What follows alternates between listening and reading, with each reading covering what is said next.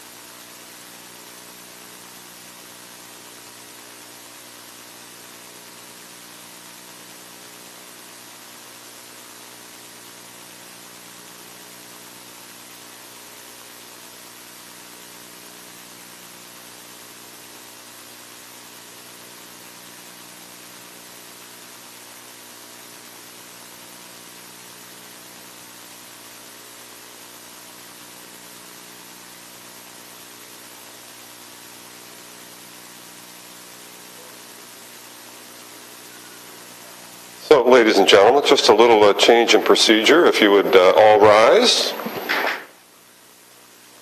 Just for fun. Caught you by surprise, didn't we? Just remain standing for the singing of the national anthem.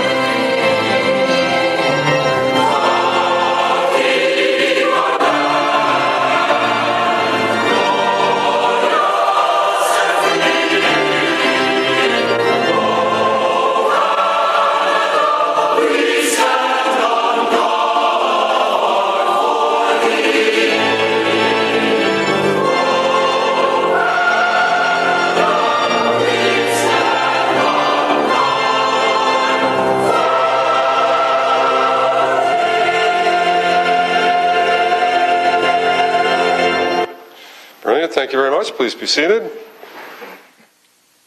And I'd like to welcome Reverend Heather Weaver Oruz, has served with the United Church of Canada for 16 years, and the past 11 years of those in ordained ministry throughout southern and southwestern Ontario.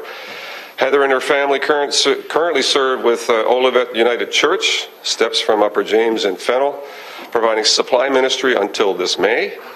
A long-time resident of Hamilton, or not at all a long-time resident, a resident of Hamilton for 2 years. Sorry, Heather. And prior to her ministry travels, and now a resident of Burlington, Heather pays mostly close attention to Hamilton political life, with recognition of and respect for the strong interconnection between the many levels of community in this part of Ontario and the ways we are all called to lead. So, Reverend Heather, please join us, lead us in prayer. Thank you. Thank you very much. Good evening to all of you. It's good to be with you, and I thank you for the chance to pray with you and for you. The words that I bring you tonight are, in fact, properly called a blessing offered by an Irish priest and poet, the late John O'Donoghue. And he's known for his blessings of many things, including communities and governance. But particularly tonight, I wish to offer you a blessing that he has written, simply called For a Leader. This is for you. May you have the grace and wisdom to act kindly, learning to distinguish between what is personal and what is not. May you be hospitable to criticism. May you never put yourself at the center of things. May you act not from arrogance, but out of service. May you work on yourself, building up and refining the ways of your mind. May those who work for you know you see and respect them. May you learn to cultivate the art of presence in order to engage with those who meet you. When someone fails or disappoints you, may the graciousness with which you engage be their stairway to renewal and refinement. May you treasure the gifts of the mind through reading and creative thinking, so that you continue as a servant of the frontier, where the new will draw its enrichment from the old, and you never become a functionary. May you know the wisdom of deep listening, the healing of wholesome words, the encouragement of the appreciative gaze, the decorum of held dignity, the springtime edge of the bleak question. May you have a mind that loves frontiers, so that you can evoke the bright fields that lie beyond the view of the regular eye. May you have good friends to mirror your blind spots.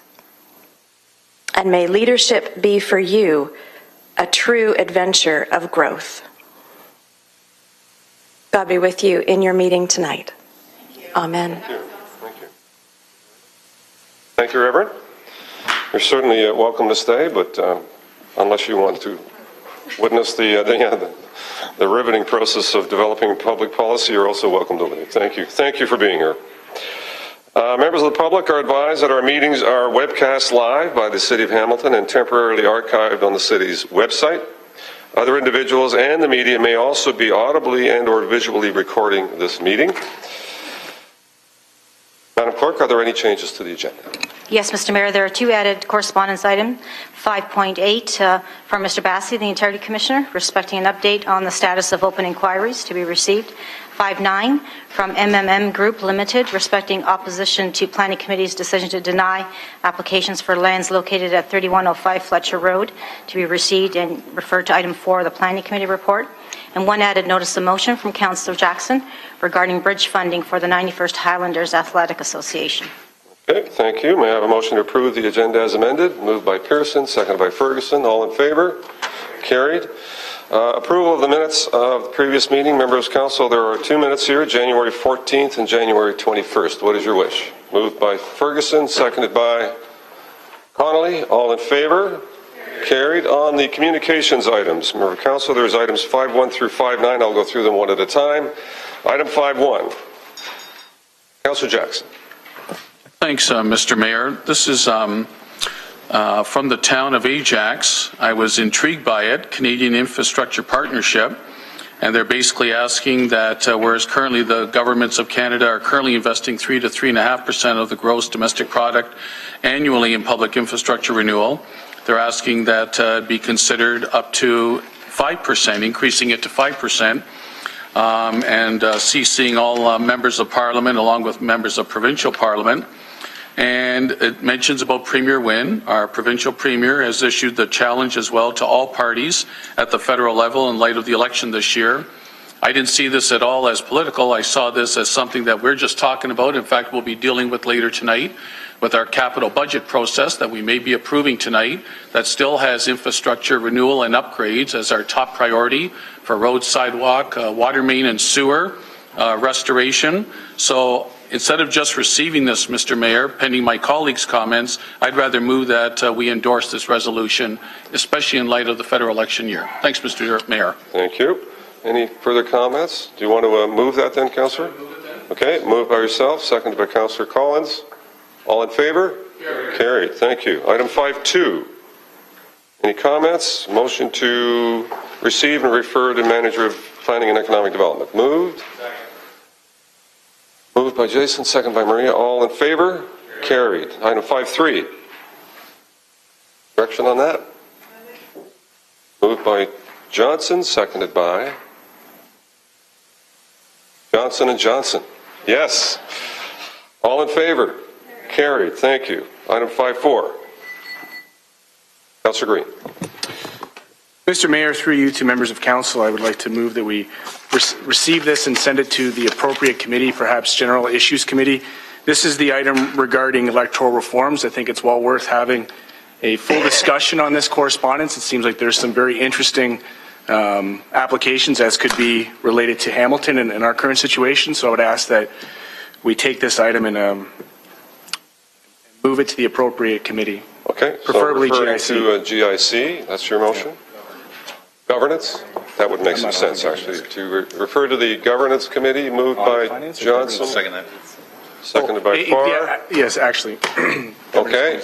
All in favor? Carried. Carried. Thank you, Councillor. Item 5.5. But it's not going to be.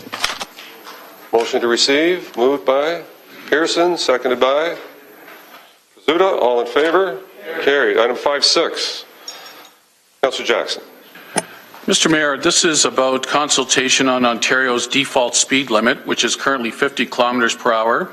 I think Councillor Sam Marula has been a leader on this one in terms of mentioning that, possibly a 40-kilometer across the entire city is one of those options type of thing that communities should be looking at. I think we all from time to time have had our constituents talk to us about traffic calming, speed, putting in red light cameras, putting in raised humps, bumps on roads where it just seems a total disregard and dangerous situations are created by motor vehicles that are disregarding the law. And the 50 kilometer, often we see that people are speeding at 60, 70, and 80. So I just think this is worthy of a discussion, Mr. Mayor, and I would prefer to refer this, instead of just receiving this as well, refer this to the General Manager of Public Works and the Traffic Department for appropriate discussion and comment. Thanks, Okay. Mr. Mayor. Thank you. Moved and seconded by Councillor Partridge. All in favor? Carried. Thank you. Item 5.7. Councillor Johnson. Thank you. This is actually pertains to item number 4 in the Planning Committee, and this is regarding the development that was proposed on Fletcher Road, and this letter is in opposing it. So I just want to refer this to the planner of that file, as well as item 5.9. They're both item 4 for the Planning Committee, and it's to deny, which the Planning Committee did deny. Thank you. Okay, so on that one, moved and seconded by Councillor Pearson. All in favor? Carried. Item 5.8. Integrity Commission to be received. Moved by Councillor Ferguson, seconded by Councillor Vanderbeek. All in favor? And Councillor Johnson, and seconded by Councillor Pearson to refer this to that item for the Planning and Committee report. All in favor? Carried. Councillor Pizzuta, may I have a motion on the communications, please? Yes, Mayor Eisenberger, and I think there's been some amendments to this, or because we sent it to different committees or not. Is that correct? Okay. So that moved by myself and seconded by Councillor Chad Collins, that Council Communications 5.1 through 5.9 be approved as amended. Thank you. All in favor? Carried. Councillor Collins, may I have a motion to move into Committee of the Whole for consideration of the committee reports, please? Yes, you may, and it's moved by myself, seconded by Councillor Marula, that Council move into Committee of the Whole for consideration of the committee report. Thank you. All in favor? Carried. Councillor Pizzuta will lead us through the committee reports once again. Councillor.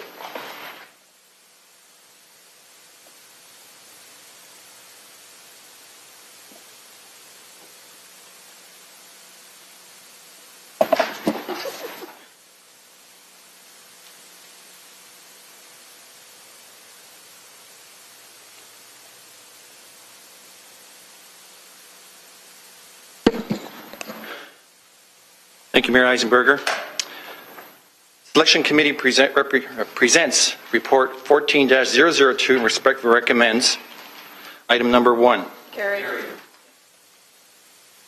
I have a motion to, Councillor Green. Councillor Green, have a motion. Councillor Green? Where'd he go? Okay. There he is.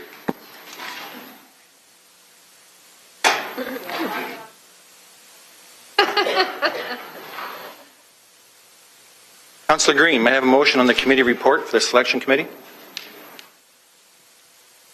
Thank you. I apologize for the step out there. I would like to move that the first report of the Selection Committee be adopted and the information of the Selection Committee be received. Seconded by Councillor Farr. All in favor? Carried. Any opposed? Thank you. The Planning Committee presents Report 15-002 and respectfully recommends item number 1. Carried. Item number 2. Carried. Who's listening to me again? Item number 3. Carried. Item number 4. Carried.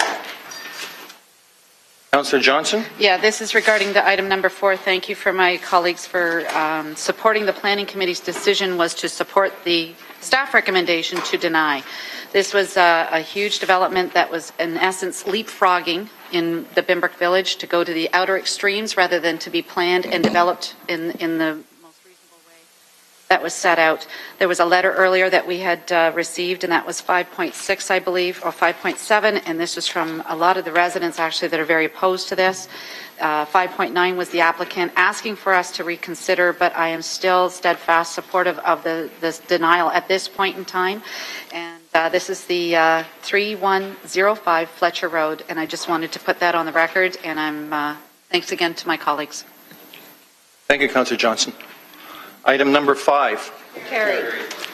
Councillor Partridge, may I have a motion on the committee's report, please? Yes, you may, Mr. Deputy Mayor. It is moved by myself and seconded by Councillor Arlene Vanderbeek that the second report of the Planning Committee be adopted and the information section received. All in favor? Carried. Thank you. The General Issues Committee presents Report 15-003 and respectfully recommends item number 1, Carried. item number 2, Carried. item 3, Carried. item 4, Carried. item 5, Carried. item 6, Carried. item 7. Carried. On item 7, Councillor Ferguson. Yes, Mr. Chairman, I have an amendment that I circulated out to all members of council on earlier today. This is on after the presentation by the Police Services Command about the new Investigative Services building.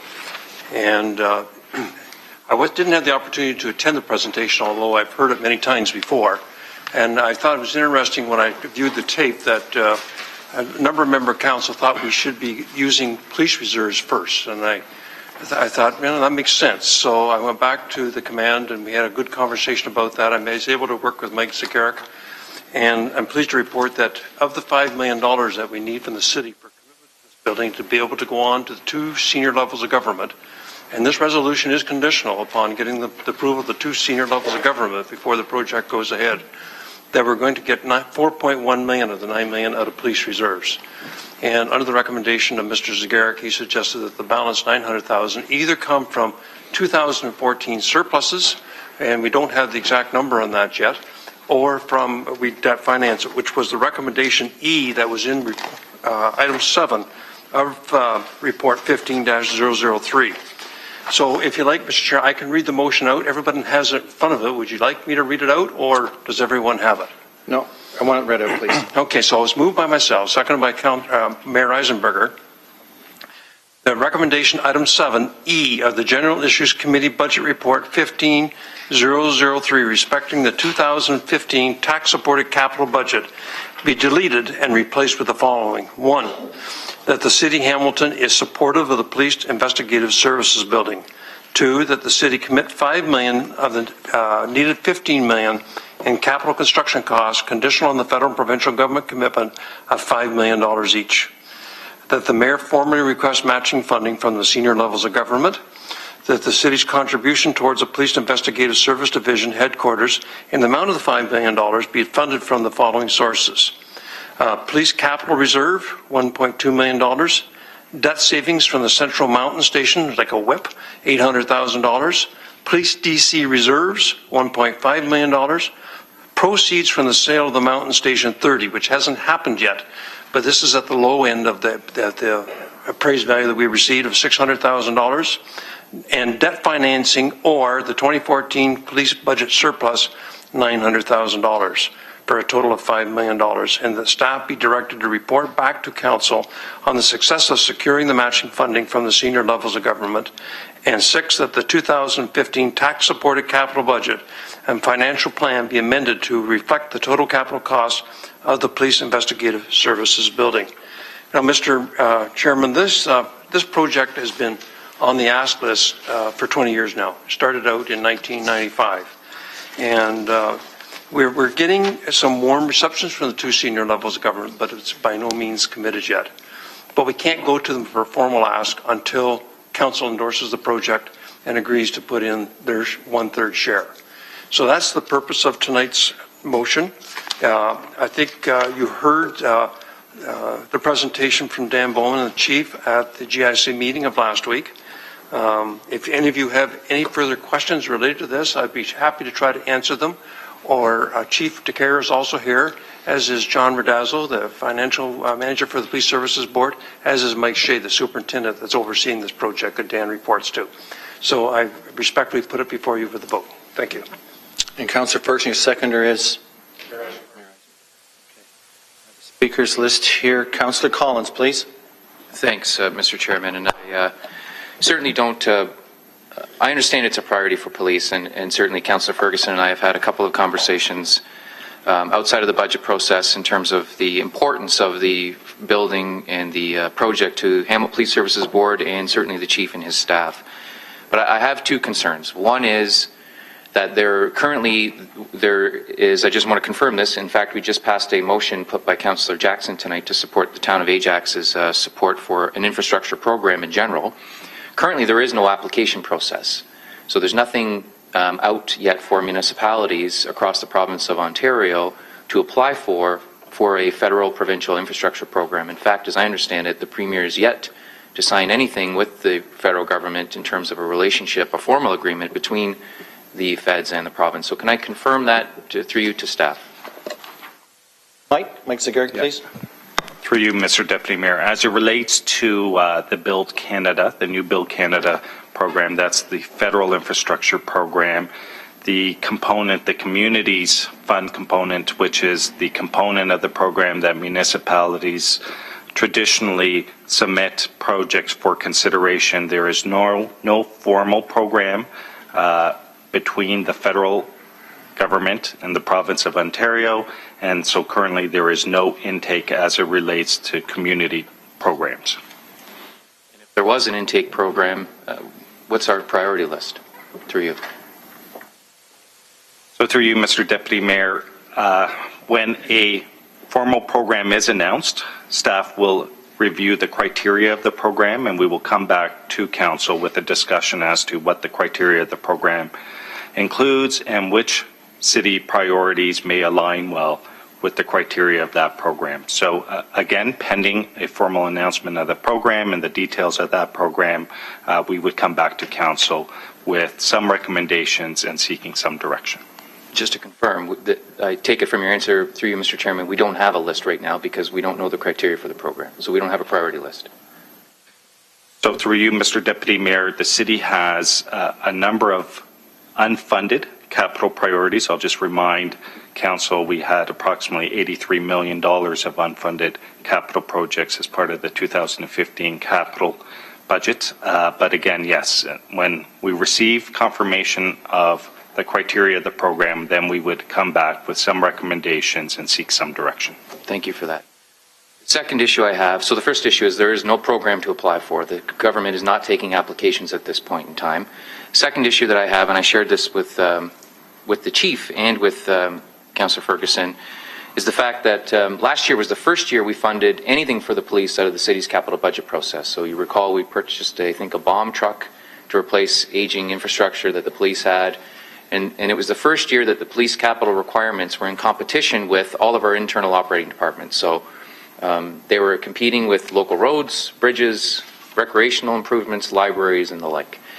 The concern that I have when I read the motion is that essentially the police are draining all of their capital accounts that are eligible to fund this project, as well as selling what little equity that they have in terms of real estate, to fund this project that may or may not happen, may or may not be eligible for a federal provincial program.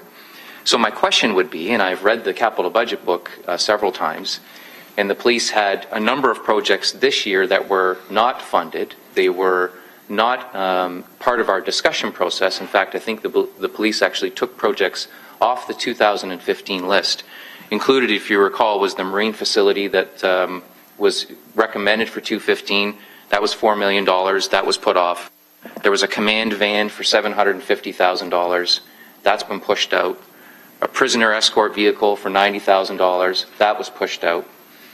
So if the motion here tonight succeeds and the police drain their capital account and sell the excess property that they have, what's the plan for 2016, 2017, and 2018? For you, and I'm not certain whether this is a question for Mike or for the police. Will those projects now, when they come back, because eventually they will, are they going to be in competition with the city's other capital budget priorities in other departments?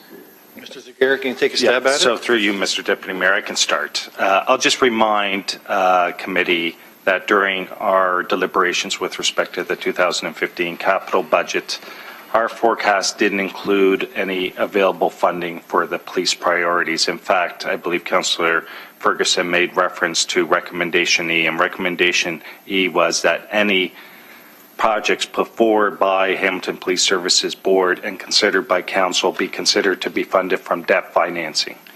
So in terms of the city's financing plan, we would have to consider additional debt financing, as our current capital forecast does not provide any capital levy capacity for any additional projects over and above the projects that Council has approved for 2015 and Council has approved in principle for the next 10-year financing plan. So to be clear, if we utilize the reserve funding that's being proposed tonight, they're essentially tapped out in terms of their capital reserve. So through you, Mr. Deputy Mayor, my understanding is it would leave some balance, but limited balance. Right. So can I ask the police what their intentions are on a go-forward basis if, in fact, this is approved tonight, they've expended all of the resources they have on one project, again, that may or may not happen, how are they funding future capital projects without a reserve?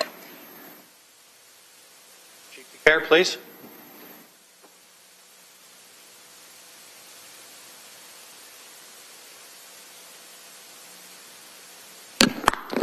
Thank you very much, Deputy Mayor, through you. The historical position of the Hamilton Police Service is that we did not participate in the capital process that was run by the city. And a number of years ago, I started asking questions as to how we did actually get an opportunity to participate, given the fact that development fees are charged and levied against capital projects, and there are revenues to be generated there.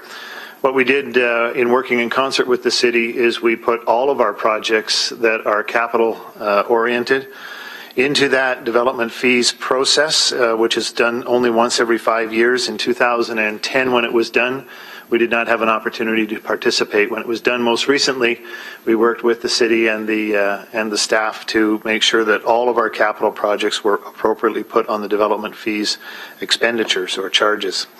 So moving forward, we have development fees. We will be bringing business cases for each and every one of the capital projects to our board for their approval. We will at that time identify funding applications or avenues for us. We have prioritized all of our projects, and we are absolutely committed to the forensic facility, the investigative services division being the top priority of the service. And with respect to some of the items that have been identified, it is at the request of the city that we participated in the creation of the plan for the Marine Unit in order to be prepared for Council's decision with the development of the waterfront. We have a location now. We know that it is a very old building that requires updating, but we're quite happy to stay there at that location. And we're also working cooperatively with the city on that, and that's why that project was on that list, because we're simply waiting for the direction of the city. And our direction at that time was to have a shovel-ready project should any additional infrastructure grants become available. The councillor is correct in saying that there is not an application process at this time, but the discussions that we have had with the province and the federal levels of government over the last 4 years have been quite fruitful in moving this discussion forward. And moving into the future, we're hoping to have support of the province and the federal government on our project. And then we will move also forward with the additional capital projects that will go to our board and then flow through to this council. Thanks for that, Chief. However, many of the projects that I've listed here, as I understand it, would not be DC eligible. So I get the whole issue in terms of capital projects that are development charge eligible. They're included in the list when we pass the bylaw. Developers build houses, they contribute to that reserve fund. Then the police are certainly, based on the formula that we put in place, are able to draw upon that account, which we're doing for this account here. However, The command van, I'm assuming that because it was put off in 2015, it's going to come back in another year. Can I ask through you to Mike, is that DC eligible? So through you, Mr. Deputy Mayor, vehicles are not DC eligible. You may recall in previous presentations, vehicles that have a useful life, and I believe it's somewhere in the area 6 to 7 years, are not DC eligible. So the prison escort vehicle that I referenced, again, not DC eligible, that would have to come out of a capital reserve, which will not have anything left in it. The ICE, the new marine vessel, 200,000, I'm assuming that would fall into the same category as the vehicles. Through you to Mike. Through you, Mr. Deputy Mayor, I would have to review the scope of the project. If there is a growth component, if the facility in part facilitates or assists future residents, there may be a DC component. Right. So the point I'm trying to make here is that by passing the motion that we have here tonight, it's going to solve certainly the police problem in terms of they haven't had the funds for 20 years. We're hoping that something transpires with the province and the feds. However, the ripple effect and the domino effect, I can see what's going to happen in 16, 17, and 18. The police will have capital requirements. They will now have drained their reserve accounts. They will have no choice but to call Mike and his staff and suggest that anything that needs to be added to the capital budget process is either A, in competition with all our internal departments, or B, as you heard Mr. Zagaric say, will be debt financed. And I think that is, we can't run the capital budget on financial fumes, and I think that's what's going to happen and transpire if we pass this tonight. I respectfully understand certainly the need from the police. However, there has to be a well thought out plan, and I think doing it on the night that we're going to pass the capital budget is not the right way to go about it. So I've had my say, and I thank everyone for answering my questions. I can't in good conscience support this evening. I wouldn't rule it out in the future, but I can't support what's in front of us, knowing what's probably going to come in 16, 17, and 18. Thank you, Councillor Collins. Councillor Marula. Thank you, Mr. Deputy Mayor. And let me start off by saying that I will be supporting the motion. I will be supporting a motion based on a number of fronts. And I appreciate everything that Councillor Collins has outlined, because it truly does reflect the challenges that the city is faced with when it comes to, obviously, not only our operating component and the downloading issues surrounding the province, but that of our capital challenges as well. And what we do, Mr. Deputy Mayor, at the City of Hamilton is we deal with inputs which basically contribute to what the outputs are. And although I'm not at liberty to discuss, or nor is anyone else around this table, what we heard in camera surrounding the importance of this project, I would say that that in itself is the reason why I will be supporting what's before us. And when we talk about public safety, we do so in a manner that should be conducive to not only the imminent public safety issues, but that of the future. And I think that for far too many years, and I can recall that this particular project has been on the books for some time, has been red flagged as an important project. So years after, we're still at a position where we're still talking about it rather than actually constructing it, which begs the question, if we don't do it now, when will we be able to do this? Knowing what we did here in camera surrounding the issues of public safety and justice. So in that regard, I have no choice but to support what's before us.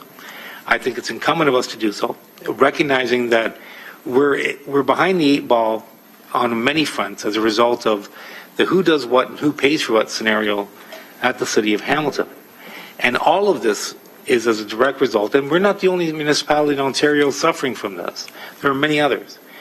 But we need collectively, not only as a council and a community, but also as a province, to come together to ensure that these types of projects are paid for in a progressive manner and not a regressive manner as we're doing here today.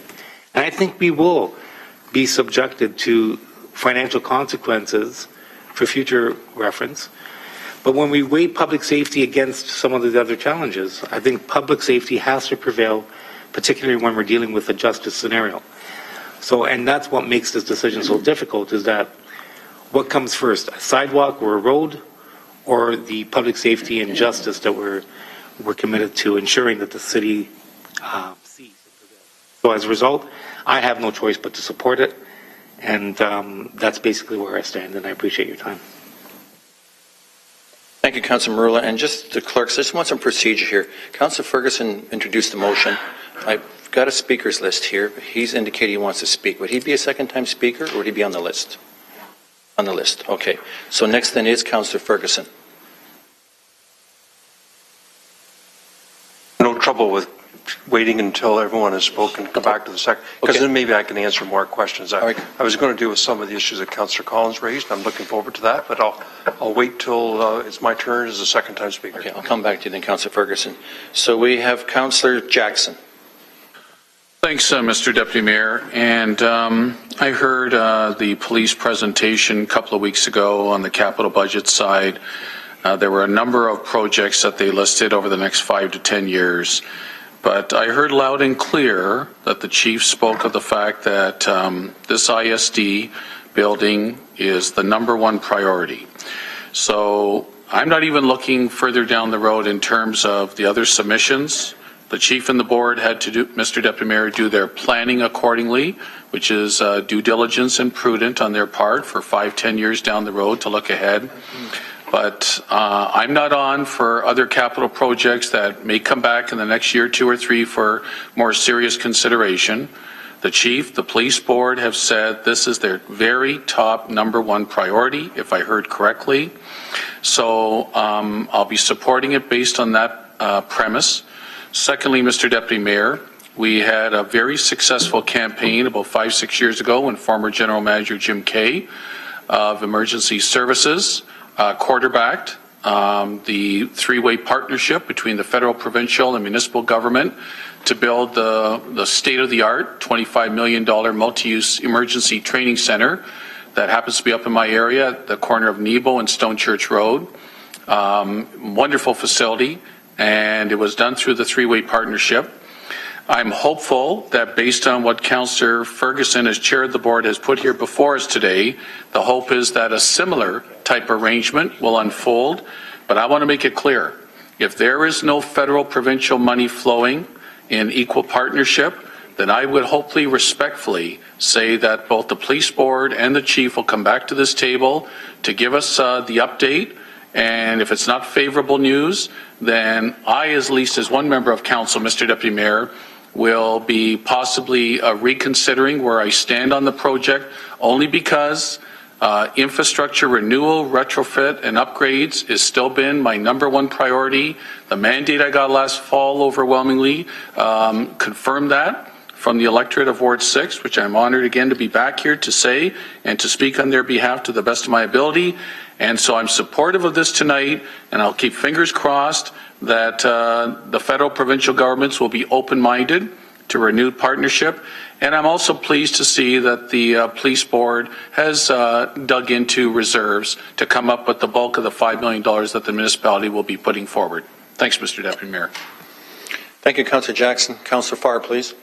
Thank you, Mr. Deputy Mayor. $5 million whittled down to $900K, with 4.1 found through the work of the Hamilton Police Services and the board members. To me, is a lot more palatable than where we've been for many, many years. This one's the Rip Van Winkle of capital projects, to be sure, and as already alluded to by other speakers. And two of the things that I took away from that debate, one was I was very happy to hear that we could now speak to it publicly. It was part of the slide presentation. We spent many hours talking about this at General Issues Committee.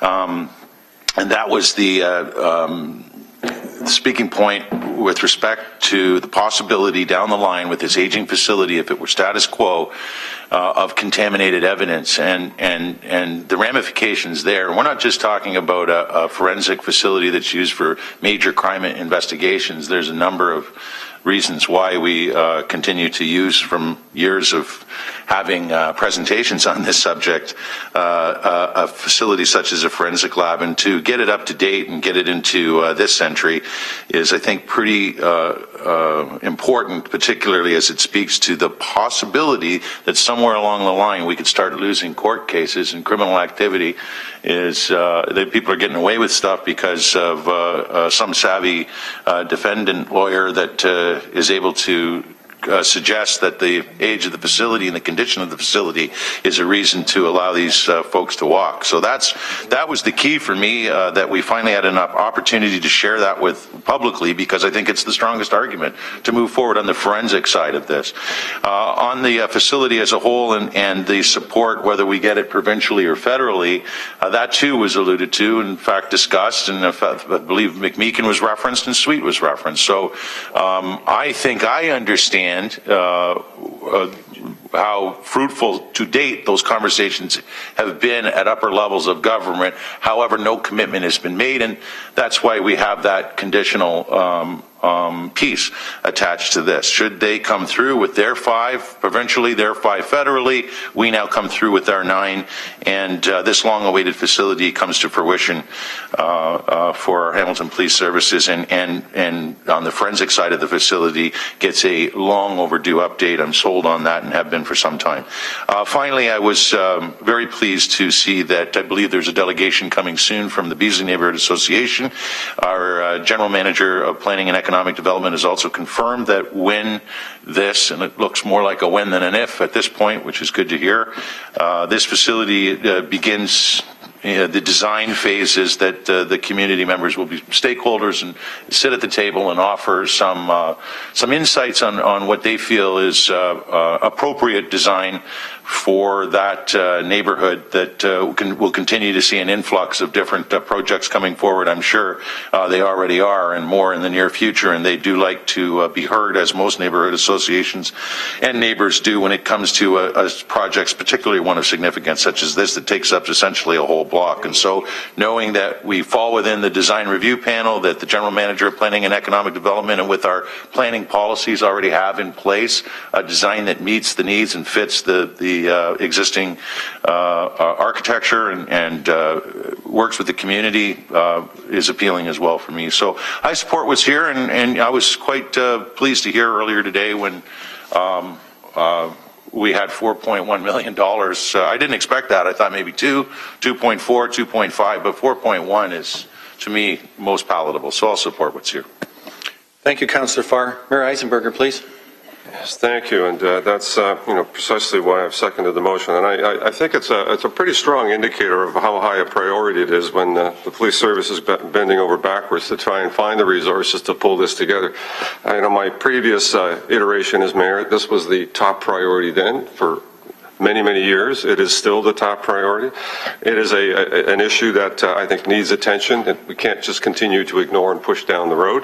And it's always been predicated on a 3-party funding arrangement. So if we can leverage 2 other levels of government, depending on when that happens, I think it's important that we're ready, that we don't just wait for that announcement to come, that we're ready to roll. If the announcement comes, with all the discussions having been done ahead of time, it should make it a pretty easy yes in terms of this project moving forward. And the need is great. It's not a small issue. It's not an issue that's a frill or a nicety. It is a need that every year becomes more and more critical. So I want to congratulate Councillor Ferguson for digging in. I think he's done a terrific job of finding the right package to pull this together. Much different than straight $5 million coming out of our capital reserves. This is now being leveraged through many of the resources that the police services have, and I think it's a testament that they're prepared to really go to the wall on this. Find all the resources available to get this project ready to get approval when the announcement comes. So I want to thank all that have done this, and I support this wholly and completely. And yeah, we'll deal with other capital issues as they come up down the road. I think that's based on where we are. This has been sitting too long, being pushed out. Now time to approve, and I think Councillor Marula said it quite right. If not now, then when? So I think now is a good time, and I fully support this. Thank you. Thank you, Mayor Eisenberger. Councillor Vanderbeek, please. Thank Thank you, Mr. Deputy Mayor. Are you Deputy Mayor? I have a couple of quick questions, mostly just for, one of them for my curiosity, and the other one I think is kind of important. The proceeds from the sale of the mountain station, let's just say that it sells for $300,000 more than you expect it to. So through you to the chief, I think, or the financial person, does that mean that the city's contribution will go down by the amount that sale goes up? To Care, please. This estimate, through you, Deputy Mayor, this estimate is extremely conservative based on the information that we have. So wherever that change occurs, if it sells for much more, then we would be either debt financing less or using less of the surplus as is indicated in the final line of the motion. Thank you. And through you, Mr. Deputy Mayor, I'm just wondering, there's no program in place now, as I understand it, and we may expect an announcement sometime in the near future. So my question is, what happens if that program never comes to fruition the way we expect it might? And so do we need some kind of a time limit on how long the commitment of this money stays sort of in abeyance in order to assure that it doesn't kind of just get lost in the system? Chief Care? Through you, once again, I think it's important in this motion that it's recognized that the council supports the project and it gives the other levels of government opportunity to access different mechanisms of funding, not limiting specifically to an infrastructure grant, but allowing us to have free-flowing dialogue on other opportunities that may raise the funds for us. So although we are discussing and hopeful of the infrastructure, we are not simply limiting our position by this motion. We're actually expanding our opportunities for enhanced dialogue on fundraising. Thank you. So am I understanding then that if those opportunities don't arise, then you'll come back and basically free this money up because you're not going forward? The service in concert with the board will be pursuing the discussions at the provincial and federal level, and then depending on the nature of those discussions, we will be coming back to our board to fully inform the board and then on to council with the outcomes. Thank you. I recognize that this is a high priority for police services and a high priority for this community, so it's my intention to support this motion. Thank you. Thank you, Councillor Vanderbeek. Councillor Conley, please. Thank you. Thank you. I'll also support it. I went through the police station a week ago, I guess, and had a look at what it's all about. It's one thing to hear that the forensic lab is not up to date, but it's another thing to see it. And if you saw it, you would wonder how they even are effective at this stage. I also went through obviously the whole building and saw what changes had to be made just so they can work there. So I think it is a real need for the community. I think we have to support it as long as we can get the other funding. As far as the other capital equipment that they want, we'll face that when we have to face that. We can say no, we can say yes, we can, but let's not look too much into the future and say what can we do for that, because we don't know what it's going to consist of. So I will support it tonight, and hopefully the other two governments will support it too. Thank you. Thank you, Councillor Conley. Councillor Aidan Johnson. Thank you very much, Mr. Deputy Mayor. And the point I want to make is an elaboration of the point I made the last time Council discussed this topic. And it has to do with my reason for supporting Councillor Ferguson's motion and idea.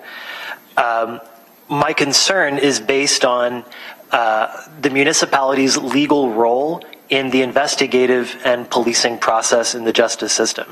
And it's one that I've been thinking a lot about since coming to City Council. Mr. Deputy Mayor, as you know, in the distant past, I worked as a criminal defense lawyer for Legal Aid Ontario. And in that job, I saw two things that happened too frequently. One, I saw parties who were acquitted because there had been mishandling of forensic evidence, and the defense was able to establish it.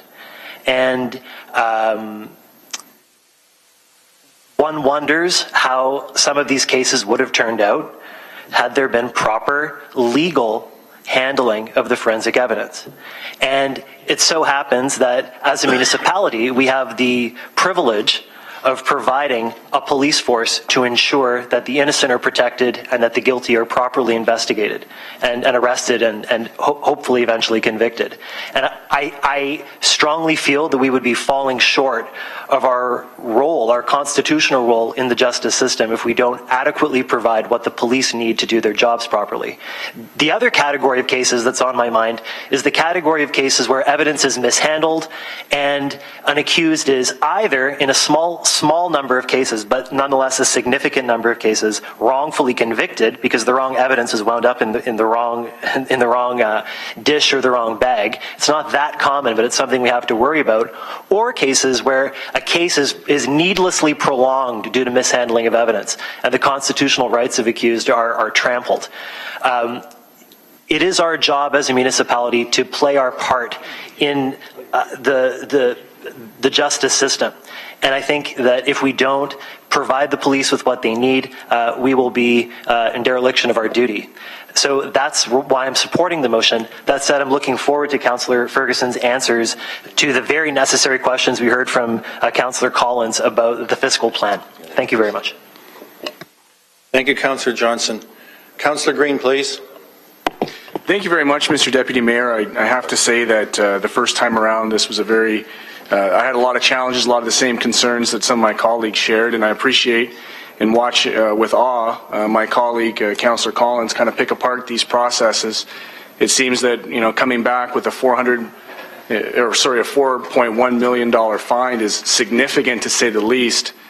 And so I'm grateful that that was able to happen, because certainly, given the opportunity to double down with the upper levels of government, this seems now to be a much more wise investment.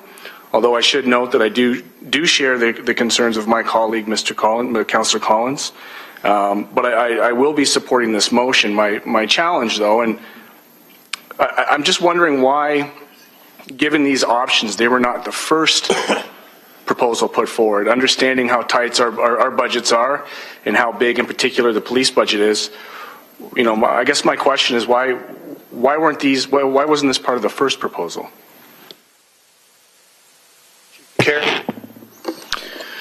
Through you, I think it's important to recognize that over the years that we've been working on this, we have entertained every possible option that we could, including purchasing other facilities, including retrofits, looking for other avenues, working with the city on proposals for putting together multi-use facilities, combining at one point a request with the city for POA offices to be enhanced. So I would say through you, Deputy Mayor, to the Councillor, that we have looked at every option.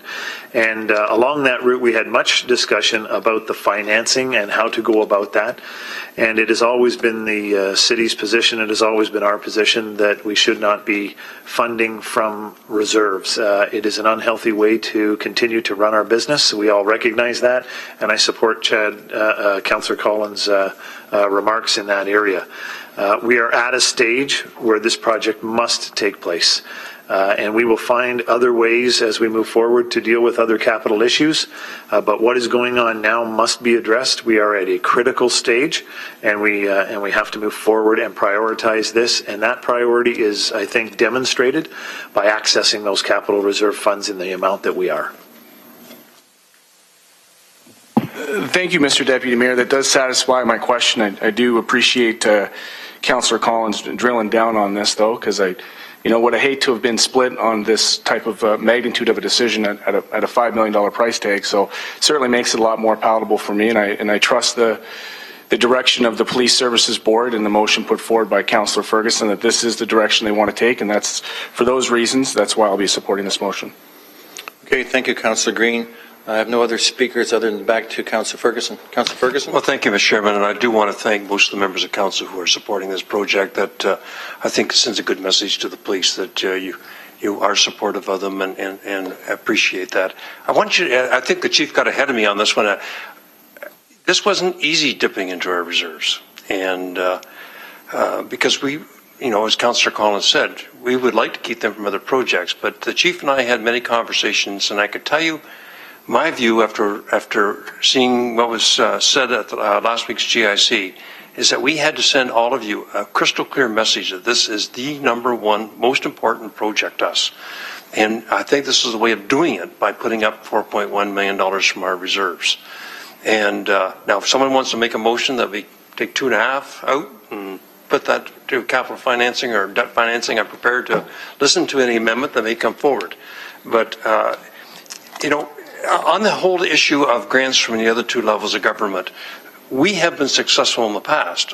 I have in my ward been successful in the past of getting grants from the two levels of government when there's no project, no program. And, with police, the province in particular also has a responsibility for community safety. Certainly Correctional Services does, and so does the Attorney General. And those are the buttons that we're going to be pushing when we go to the provinces. I will be. I know the chief has lots of other arguments, but I'm going to be pushing those. At the federal government, we hear that government constantly say they're all about law and order. And we're going to be pushing that button. So I don't know whether it'll be successful, but I want to just reconfirm again to Councillor Jackson that this is conditional on getting $5 million from the other two levels of government. So I urge you to support this. We got to get this thing done. When I first went on the Police Services Board, I've been hearing that they've been working on this. It was interesting to hear the mayor say it was the highest priority back when he was mayor last time. So I agreed to the chief to take this on and be the political champion of it. And I want to thank Councillor Connolly for taking the tour, because I also did, and that's what woke me up. It was an eye-opener for me, and it sounds like it was for him too. And once again, I encourage all of you to, if you have the time, I know we have nutty schedules, but to call Mike Shea, who's here today, the superintendent, or Dan Bowman, and have them give you the tour of that Central Police Headquarters. So thanks for the support I'm hearing tonight on this, and I'd like a stand and record a vote on it too, if I could, Mr. Chair. Okay, thank you, Councillor Ferguson. So your motion we have before us, it's moved by yourself and seconded by Mayor Eisenberger, and that's to delete item E and replace it with your motion. So the motion is before us. All in favor? Standing record a vote, please.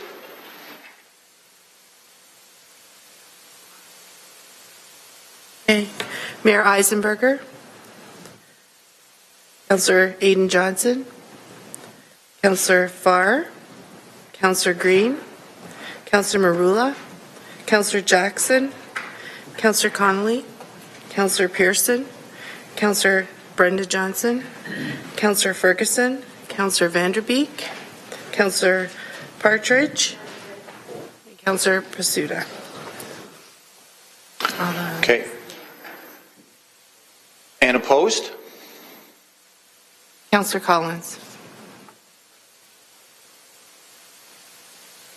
Number 7. Okay. Can we get to 7? All right. So read that through.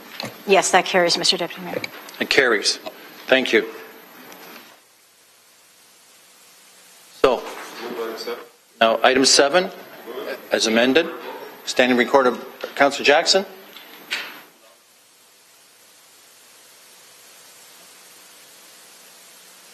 Thanks for your kindness, Mr. Deputy Mayor.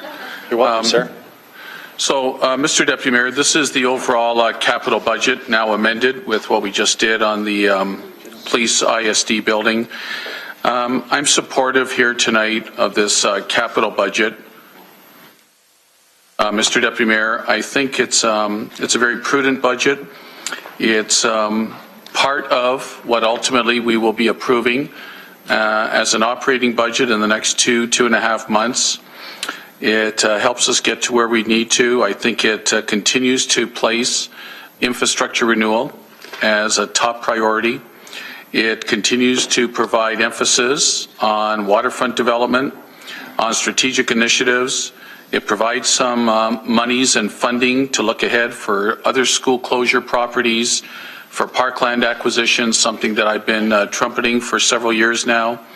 Our recreational facilities and libraries. I think there's something at least in there for most of the major facilities and capital programming that I believe the majority of our taxpayers would come to expect. And along with the rates budget that we had approved before, I think it moves the city forward, modernizing as much as it can a lot of our older infrastructure. Mr. Deputy Mayor, if you take a look at paragraph H, where it talks about,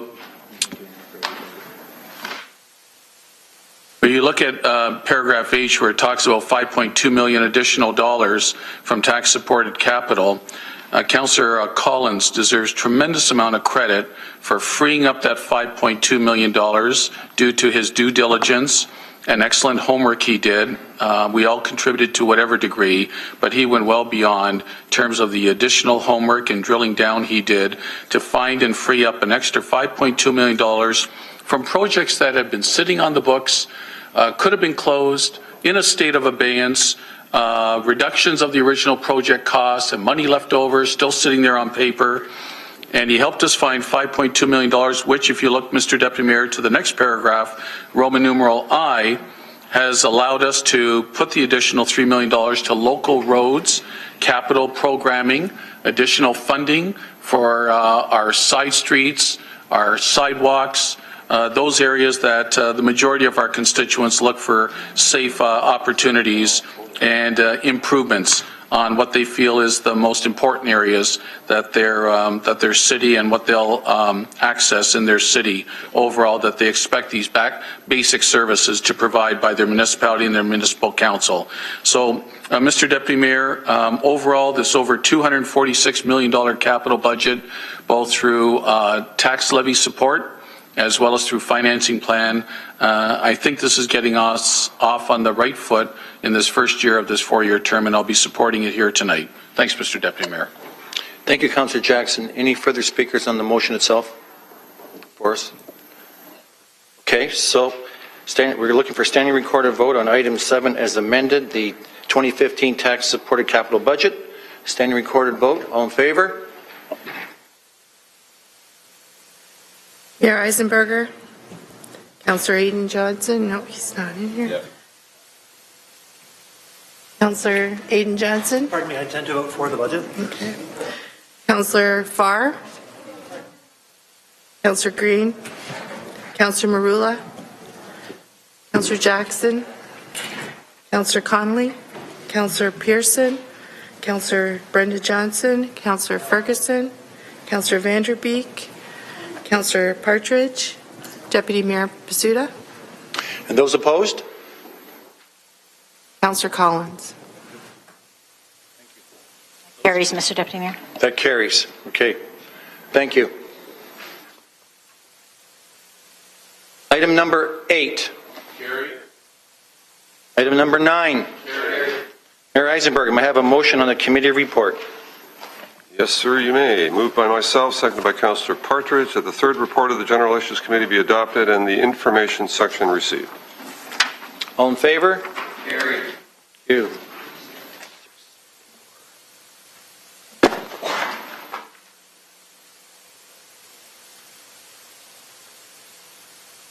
Okay. The General Issues Committee, I'm on to 5 here. I got to find 4.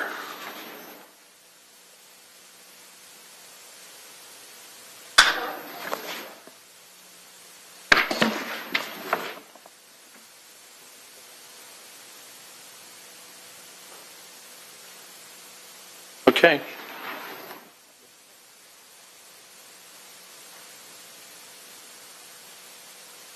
Okay, the General Issue Committee presents report 15-005, which I have before me. Okay, item 1. Carry. Item 2. Carry. Item 3. Carry. Item 4. Carry. Item 5. Item, Councillor Jackson, which item? Item 5, please, Item Mr. 5. Deputy Mayor. Okay, Councillor.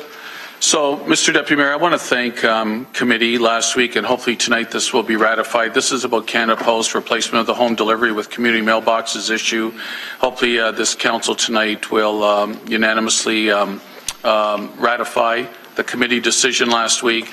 My council colleagues, Councillor Duval, who's off sick right now, Councillor Whitehead, who's away, myself, and Councillor Conley. The four of us will be hosting a public meeting, actually a week tonight at 6:30 on February 18th at Sackville Hills Seniors Recreation Centre. It'll be simply and strictly about the community mailbox issue.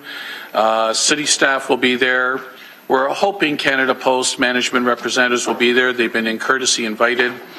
This is basically for those viewing by way of Cable 14, listening live stream. The A part says that the Mayor, on behalf of our council, write the federal government, namely the Prime Minister, Ministry of Transport, to express our opposition to the elimination of home mail delivery. And then it goes on to talk about, which I thought our city solicitor, Janice Atwood-Petkovsky, and General Manager Jerry Davis have done in a very appropriate and clever manner, if I might say, in saying that if the discontinuation of the door-to-door proposal by Canada Post does unfold and is not pulled back by Canada Post or the federal government, that we want to put in place a regulatory bylaw municipally that just like somebody applying for a restaurant license would have to meet certain conditions, under this regulatory bylaw, wherever these community mailboxes go, Mr. Deputy Mayor, Canada Post would have to meet conditions. And I know I've heard from where existing community mailboxes are, mostly in the new subdivisions, who primarily over the last 30 years, let's say, when super mailboxes were the norm, and that's all new subdivisions new. I've heard on many, many occasions of issues and concerns of winter maintenance not being properly carried out by Canada Post, litter, graffiti, traffic issues, lighting, safety, issues like that. So, Mr. Deputy Mayor, if the new community mailboxes are going to be installed in existing established neighborhoods, then I think the regulatory bylaw is a smart way for the municipality to go to regulate and govern how they will be placed, and as well, Canada Post helping to make it cost neutral in terms of offsetting whatever cost the municipality may have to ante up in terms of, from the municipality's end, in terms of permits, traffic signage, whatever else, lighting, whatever else might be the case. We're asking Canada Post to not only $50 per location, but they said last week, the management representatives, that they would be open-minded to working with our staff to further help offset and make it cost neutral. So, Mr. Deputy Mayor, I was hoping that Canada Post would ideally halt their process, take a pause. After all, they started and embarked on this because they said they had to return to profitability. And they admitted, and it's now public, that last year in 2014, Canada Post was profitable. So, Mr. Deputy Mayor, I look forward, on behalf of Councillors Whitehead, Duval, Councillor Conley, and myself, and I know Councillor Johnson, a little bit of her outlying areas, has the same issues, that there'll be a good turnout a week tonight, February 18th, 6:30 at Sackville Hill Senior Centre on the Mountain, hear from the public. And I can tell you as well, Mr. Deputy Mayor, as calls are still coming in to me where proposed sites might be in Ward 6, I'm doing my best in a Plan B and a Plan C way, if you will, to try to negotiate the best possible locations or withdrawal or removal from where there is just serious backlash and opposition from my constituents. It's hard to find any homeowner who is offering up voluntarily, Tom, no problem, I'll be happy to take a few of those modules on my beautiful landscape property that I win Trillium Awards for. I just can't seem to find any homeowners that voluntarily wish to offer that up. So, Mr. Deputy Mayor, I'm pleased that hopefully tonight Council will stay unanimous in its opposition, at least theoretically. Thanks for your indulgence, Mr. Deputy Mayor. Thank you, Councillor Jackson. On item 5? Standing recorded vote. Standing recorded vote on item 5? Okay, standing recorded vote on item 5, please.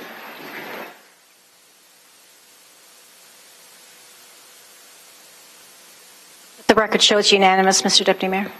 Unanimous on that one. On item number 6. Thank you. Before I move on, I would be in trouble if I didn't mention that East Hamilton Stony Creek MPP Paul Miller is in our presence here tonight. Over to my right here. Welcome, Paul. Item number 6. Item number 7. On number 7, Councillor Farr. Mr. Deputy Mayor, I stepped out to do the council edition on 14 and missed this entirely at GIC. So very briefly, I want to thank the committee members who endorsed it at that level and hopefully here again tonight. And just as the ward councillor and also a member of, along with yourself, the new governance committee, which is, I believe, to meet for the first time in May, that now features at the table stallholders themselves and members of the public making decisions on this very important and historic marketplace in the heart of our city. When we initially went into this downtown, and this is about the Hamilton Farmers Market pilot project being extended indefinitely for the parking validation program, not free parking. If you shop at the market, we stamp your ticket, your parking is validated and it's funded through their organization. There were some concerns initially when we brought the pilot. If you do it here, you're going to have to do it there and everywhere else. I can tell you as the ward councillor, I didn't hear anything following the pilot, and to date, no real protest anywhere. So it's been good that way. And in addition, through planning committee, and I'll probably consult with you as well, and you may have seen an email today, I'm working with the stallholders and residents and even the cycling committee, shouldn't say committee, but cycling enthusiasts who I've already met with on further on-street enhancements that would benefit the entire precinct, not just the market, the library, and the FOC. So of Cops Coliseum, formerly Cops Coliseum. So I look forward to bringing that forward to the planning committee and working with parking staff and public works staff on that. More on that later. But thank you tonight to John Hertel, who, amongst all of the other work he does down in finance, particularly on a very big and important file at this time of season, budget season, revenue generation. I can tell you, I met at the market a couple of weeks ago with some of the stallholders, and he has an incredible rapport in the trenches, and very personable, but also very effective in achieving just one by one, eliminating some of the concerns and moving forward on some of the small goals, and they of course add up over time. And I can tell you, I haven't seen a stallholder, merchant or customer down there that doesn't appreciate the work that he's done to date. And you know, with all the major initiatives that are under the umbrella of revenue generation, he's handled this file impeccably well, and I commend him for doing so, and thank committee for support here tonight. Thank you. Thank you, Councillor Farr. So on item 7, item number 8, Councillor Collins. Yes, I have an amendment. This was actually approved at committee, and it was omitted from the agenda, so I'm just moving what was already approved. It's item D, that staff be directed to report to the General Issues Committee to advise if Port Fuels and Materials Service Inc. is following the City of Hamilton's site plan application, building demolition permit processes as they relate to reference sites. I should state that it should read in the Part D that's been distributed by clerks. This is to see if the Port Authority is following the City of Hamilton's site application, building demolition permit process. So if you recall, Mr. Chairman, I had inquired about the brewery that's under construction, and as to whether or not the brewery, in consultation with the Port Authority, their landlord, had actually received the appropriate approvals from the city. Staff are to report back on that. So if I can amend the amendment, it should read if the Port Authority and Port Fuels Materials Service Inc. is following the City of Hamilton site plan application. To be clear, the concern I think that I've heard from our staff, if I can speak to this issue, Mr. Chairman, the concern that I have, certainly hearing some comments from our staff as to whether or not the Port Authority and their tenants are from this point forward going to be following the planning process, the planning approvals process that we have in place that's a standard across the province. The concern is that they may try to operate under the shield and certainly the federal legislation that extends to them from the federal government. And I think we would all prefer, as they've done over the last decade, that they continue to apply for site plans, building permits, demolition permits, and the like. We would expect them to operate as other businesses do in this community, whether they're located north of Burlington Street or not. And I think our citizens expect that as well. So hoping that we have a positive result in terms of the information that comes back from our staff. And I appreciate staff assisting with the motion and clerks for highlighting it here this evening. Thank you, Councillor Collins. I have two seconders in that, actually. Sorry, I have Councillors Marula, who has signed it, and Councillor Green, who's shown an interest to do the same. So, who's your pick? Okay, so that'll be second by Councillor Marula. So I had a tinkle before. Councillor Green, did you tinkle first? And okay, Councillor Green, please. Thank you very much, Mr. Deputy. I just wanted to thank Councillor Collins for moving this.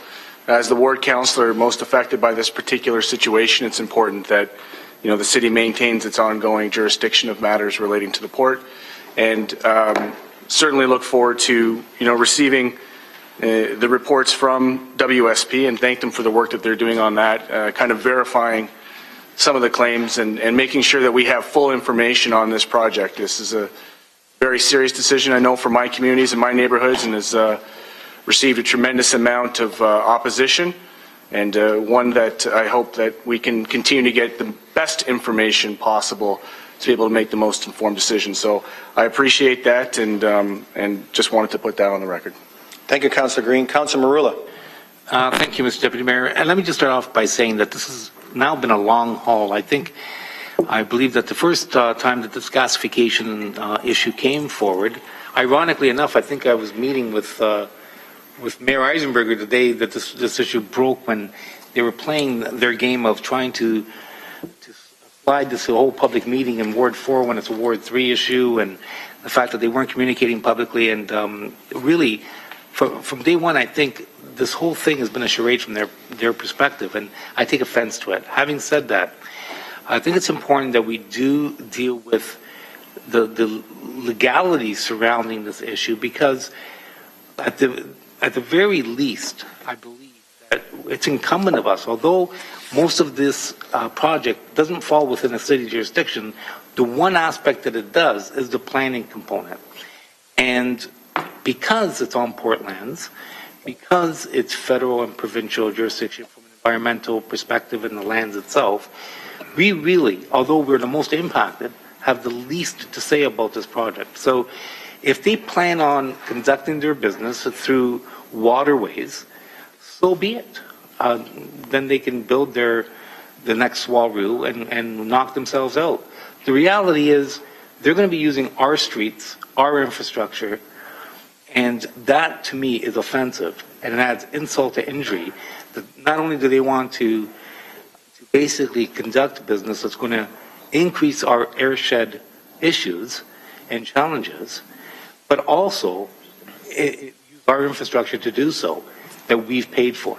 So what's before us here, I think, is very important, in that we're utilizing the rifle approach rather than a shotgun approach, and dealing with this in a manner that's really concise, and dealing with our legal responsibilities from a planning perspective to prevent what I believe to be a potential disaster environmentally to this city. And at the end of the day, if we're not successful, I will be very, very disappointed in upper levels of government who seem to be missing in action on all fronts as it pertains to the city financially, environmentally, and socially. And I appreciate it. Thank you. Thank you, Councillor Marula. So we have before us a motion moved by Councillor Collins on the amendment, seconded by Councillor Marula. Councillor Farr. Quickly, I want to thank, as I have many times in the past, Councillor Collins and his attention to the waterfront over many decades now, I guess, and particularly as it relates to his comments and concerns with respect to the project that is the brewery. I know a lot of people in the ward and across the city are excited about this project, but many in the immediate area have asked questions since with respect to a 500-seat theater. How does the parking work, and how will the traffic be mitigated, and so forth and so on. And so I think we're addressing that here tonight, and certainly Environment Hamilton had some questions when it came to the demolition of that particular area, again, that many of us are most excited about. But when we have some questions with respect to this kind of work, I think it's important that we support what's before us in that capacity, and so I'll be doing that here tonight. And again, thank you to Councillor Collins for his attention to this. Thank you, Councillor Farr. No further speakers. So on number 8, D, the amendment as amended, I believe Councillor Collins has said the second time. All in favor? Carry. Any opposed? Thank you, that carries. On the main motion, all as amended, all in favor? Carry. Any opposed? Thank you. Okay, item number 9. Carry. Item number 10. Carry. On 10, Councillor Farr. I was just going to open with, I'll be brief, but every time I do that, I usually go the full 5. So, Mr. Deputy Mayor. Enough heckling from one of the Johnsons. Earlier tonight, we ratified item 5 in Report 15-003 GIC. It was a motion by my colleague from Ward 3 with respect to bookings at the Tim Hortons Stadium. We directed that the General Issues Committee look at the marketing and the scheduling process for community bookings for Tim Hortons Stadium and facilities, and we asked that staff withhold or suspend any new community bookings requested. So we supported that tonight, and the effective date is for tonight. That is in the motion from prior to this particular meeting date that we're about to approve now, hopefully, with respect to Tim Hortons Stadium facilities, and that legal review we had asked for to confirm that we hold the pin for the bookings. Essentially, we're asking for a report. This item 10 is that report, and I thank Corley Secor, Jerry Davis, and all those who turned it around fairly quickly, answered that question on who essentially does hold the pin. And I just wanted to comment here tonight and for the record in that Ward Dills is our staffer involved in doing the bookings. He has successfully booked already a month and 3 big events, I believe, for April. The whole point with my support initially of in working with Councillor Green on saying, hold up, feel free to have your meetings and flag potential dates, but don't book anything yet until there's a fair and equitable process as it relates to other members across this city and their opportunity to have a look at what amenities are available, that we do hold the pen to slide in confirmations on dates, working with seats for bigger events, those sorts of things.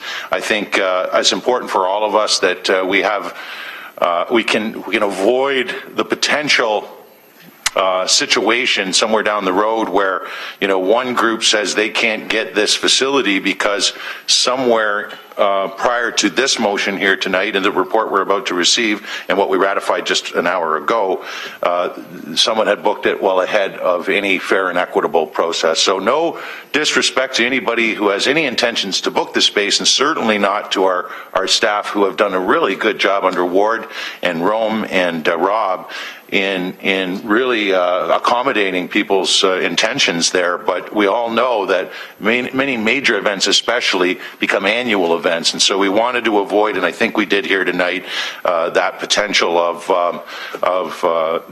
folks coming to us concerned that they didn't have opportunities. So thank you for that. I think I was brief, and I'll be happy to support what's here, and thanks staff for this report. Thank you, Councillor Farr. Councillor Green, please. Thank you, Mr. Deputy. Just to add 2 points of interest, 2 very positive outcomes from this motion. One was that in early March we'll be hosting a community information night for surrounding neighborhoods to be able to begin to fully understand their opportunity there. And I thank Coralie and the staff for, again, being able to turn that around relatively quickly. Obviously, there's still a lot of anxiety and concerns around some of the ongoing construction issues those neighborhoods have been facing. And the second piece is that I did have an opportunity, as I mentioned previously in GIC, to have a great conversation with Glenn Gibson.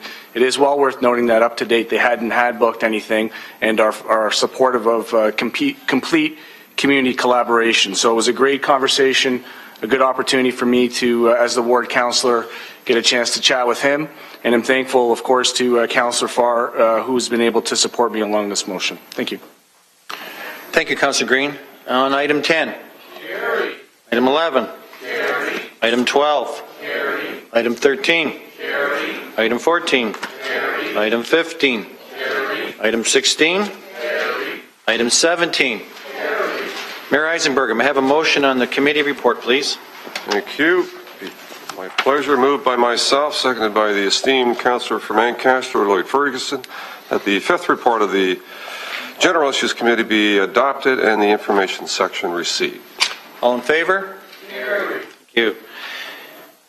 The Audit, Finance, Administration Committee presents Report 15-002 and respectfully recommends item number 1, Carry. Item number 2, Carry. Item number 3, Carry.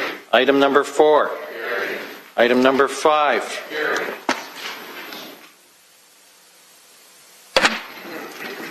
Mr. Deputy Mayor, And I've run out of words. I'll move the motion on the report, moved by myself, second by Councillor Lloyd Ferguson, that the second report of the Audit, Finance and Administration Committee be adopted and the information section received. All Councillor Jackson. Mr. Deputy Mayor, on the information section, this is the time I would Absolute, assume that I could ask the question again. Thanks, Mr. Deputy Mayor. On page 3, under paragraph D, Roman numeral 1, a delegation request from the chair of the Waterfront Trust to appear before AFNA. I guess through you to the clerk, I would prefer that would end up being a future GIC. So, Rose, now that it's in the ownership of the Audit, Finance, and Administration Committee, I just want to put them on notice, hopefully, that they would at their next meeting refer this to the next GIC meeting, or can we do that tonight? Mr. Deputy Mayor, through to the clerk, please. Rose, please. Mr. Deputy Mayor, if you wanted to do it tonight, Mr. Deputy Mayor would require lifting the item out of the information section and then referring it to GIC. Could I, in case some of my colleagues are wondering, the Waterfront Trust coming in with their annual, I would rather they speak to all of council and GIC. I think they got some great proposals moving forward, and with some new members of council who may not be on AFNA, I just thought it'd be more appropriate that they come to GIC. If my colleagues concur, I'd be happy to move that then, or if Councillor Pearson would amend her motion, Mr. Deputy Mayor. Thank you. Okay, so I have some speakers. I'll come back to you, Councillor Jackson. Okay. Rose? Mr. Deputy Mayor, we should deal with the lifting first, and if that carries, then it'll be on the table. Okay, all right. So on the lifting, Councillor Jackson? Okay, so if I could then, Councillor Pearson, with your motion, I'll lift paragraph D, Roman numeral 1 from the information section to make it an action item. Seconded by Councillor Farr. Okay. Thank you. All in favor of the lifting? Any opposed? Okay. Thank you. I had Councillor Johnson first on the speakers list here. I'm sorry, this is about a different item, so continue. And Okay, I'll all right. come back to you. Thank you. Councillor Pearson, back to you. Thank you, Mr. Deputy Mayor, and Councillor Jackson. Appreciate the suggestion, and certainly no issue with it as the Chair of Audit and Finance, recognizing that Mr. Charters did make the request to that committee, and that's why it was before us. So I don't think he would have a problem with that, Mr. Deputy Mayor, that we can move this forward to GIC, and I think it would be most appropriate for everyone to hear his presentation. So certainly. Okay. So, all in favor? Oh, we're good? Just Rose? All right. All in favor gets carried? Any opposed? Thank you. So, Councillor Johnson? Yes, sir. Just quickly, and everyone passed it, it was number 2. This is not to oppose it. It was really to get some clarity from Mr. Segarra, please. Mr. Segarra, through you, Deputy Mayor, the municipal services and property taxation on condominium properties, my understanding was it was asked to be sent to the 2015 budget process. Up to this point, I have not seen anything in the departmental budget review. So is this coming? Where is it coming? Because I believe it was Councillor Collins that made that motion. Mr. Segarra, please. For you, Mr. Deputy Mayor, the report that formed part of the AFNA agenda was in response to a previous direction to report back to AFNA with some additional information as it relates to the costing of the numbers. I would have to review the previous direction in terms of budget information. So we can review that, and if there is some additional information that was referred to the budget process, we will ensure that information comes forward to a future GIC, budget GIC. Thank you. And Deputy Mayor, just to explain, this was the day of the big snowstorm. I was about 20 minutes late getting here, and the meeting was over, so I didn't have an opportunity to address this. It was a very quick meeting. So thank you very much for your indulgence. Thank you, Mike. It was very quick, so I'm going to go back to Councillor Pearson now. Councillor Pearson, please. Mr. Deputy Mayor, yes, thank you, and I commended all of my colleagues that were there, that they did all their homework, so we were able to move through very efficiently. It's been moved by myself, second by Councillor Lloyd Ferguson, that the second report of Audit and Finance and Administration Committee be adopted as amended in the information section received. All in favor? Uh-oh. Councillor Pearson? Councillor Collins, you second that? Okay. So that's moved by Councillor Pearson, second by Councillor Collins. All in favor? Carried. Thank you. I believe that's a wrap.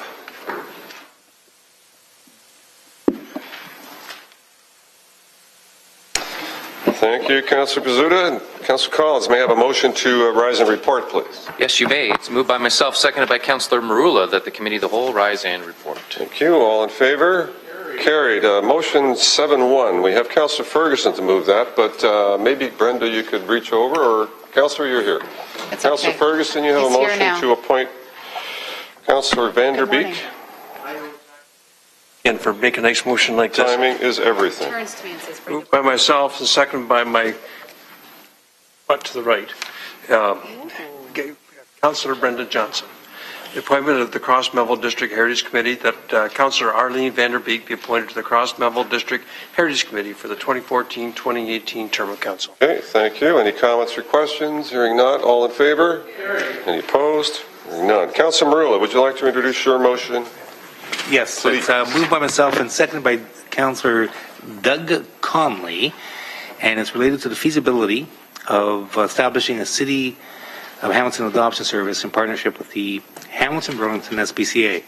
Whereas one of the most significant benefits of adopting a shelter dog is that you are saving the life of a creature that is a desperate need of loving home, innocent and vulnerable, that depends upon human beings for their care and well-being, and will learn to trust and love their guardians. And whereas it is very fulfilling to save a life and watch it blossom and flourish with love, care, appreciation, respect. And whereas rescue dogs and cats have the ability to lift your spirits as well as improve the quality and increase the longevity of your life, the health benefits associated with adopting a companion animal like a dog or cat are many and even scientifically substantiated. And whereas a rescued dog or cat knows he has been saved and is grateful, loyal, and unconditionally loving, he is eager and content to become a beloved member of your family. Therefore, be it resolved that staff be directed to assess the feasibility of establishing a City of Hamilton Adoption Service in partnership with the Hamilton-Burlington SPCA and report back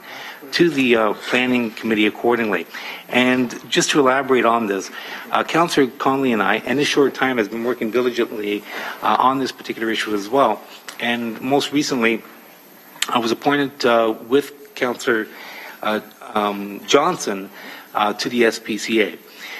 Many of us know, and we've heard from a number of individuals surrounding the complexity as well as, I guess, the tragedy of Hamilton not having the service that other municipalities have in basically having a no-kill city when it comes to stray animals.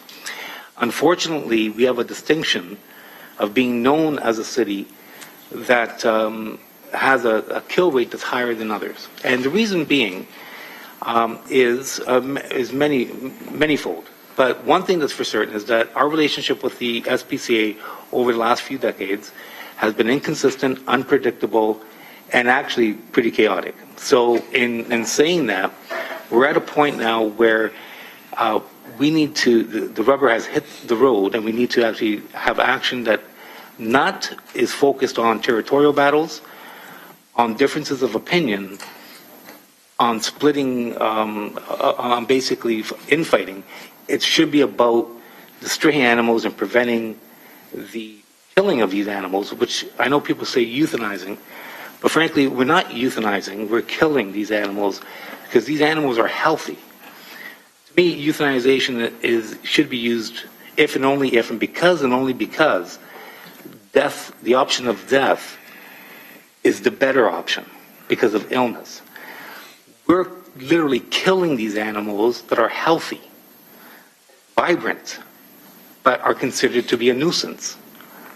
I consider that to be unconscionable and unacceptable.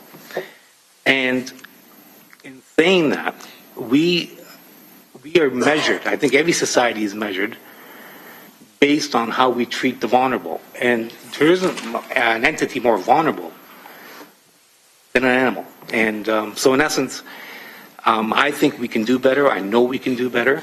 And I spoke with staff. I've spoken with the SPCA. Sitting on that board, I know that they support what's before us. I've spoken with Marty Hazel, Bill Young, and others who within the department who are supportive of this endeavor. We can move the yardstick significantly, and we can do it quickly if we have the will with very little money. And that's what this motion is all about. That's what the report will indicate. And I want to thank Councillor Conley in a short time, as well as Councillor Johnson in a short time, in their commitment to this cause. I know that Aidan has spoken volumes on this issue as well. And I do want to applaud them. But more importantly, I just want the public to know that although that we were perceived to be in many ways callous and irresponsible how we deal with these stray cats and stray animals, the reality is that I don't think anyone around this table really, truly, including myself, understood or grasped the magnitude of how we were treating and how we compare to other municipalities. And I don't think that anyone around this table wants to be seen like that ever again. And this will be one step towards eliminating. Thank you very much. Councillor Conley. Thank you. It seems it was almost by accident that Councillor Marula and myself were working on the same project with neither of us knowing about it. I've had meetings down there with the animal control, and in fact, I got a meeting tomorrow with animal control and several residents that have concerns over how we handle the cats and dogs, and they're really, really upset. And we hope by doing some of this stuff that we can get it under control. We have a facility in Stony Creek that was what was an animal control facility that was built probably a year or two before we amalgamated. It's used for storage right now, but it's a place that we could use for adoptions with very little money. It's going to cost some, but very little. It's in good shape, and it just has to be, we have to find some storage for some things that are stored there, but I'm sure we can find it, and I'm sure we can do a lot more adoptions than we have been. And there's a perception with the public, and it's a real perception that we are killing all these dogs and cats. And I don't think that's the perception we want, and I don't think it's a perception that is necessary. So I'm very glad that Sam brought it to me, and I was shocked that when I saw it, but I was very pleased that we can get together and do something. So thank you. Okay, thank you. So moved by Councillor Marula, second by Councillor Conley. All in favor? Carried. Carried. Thank you. On item 7.3, Councillor Farr.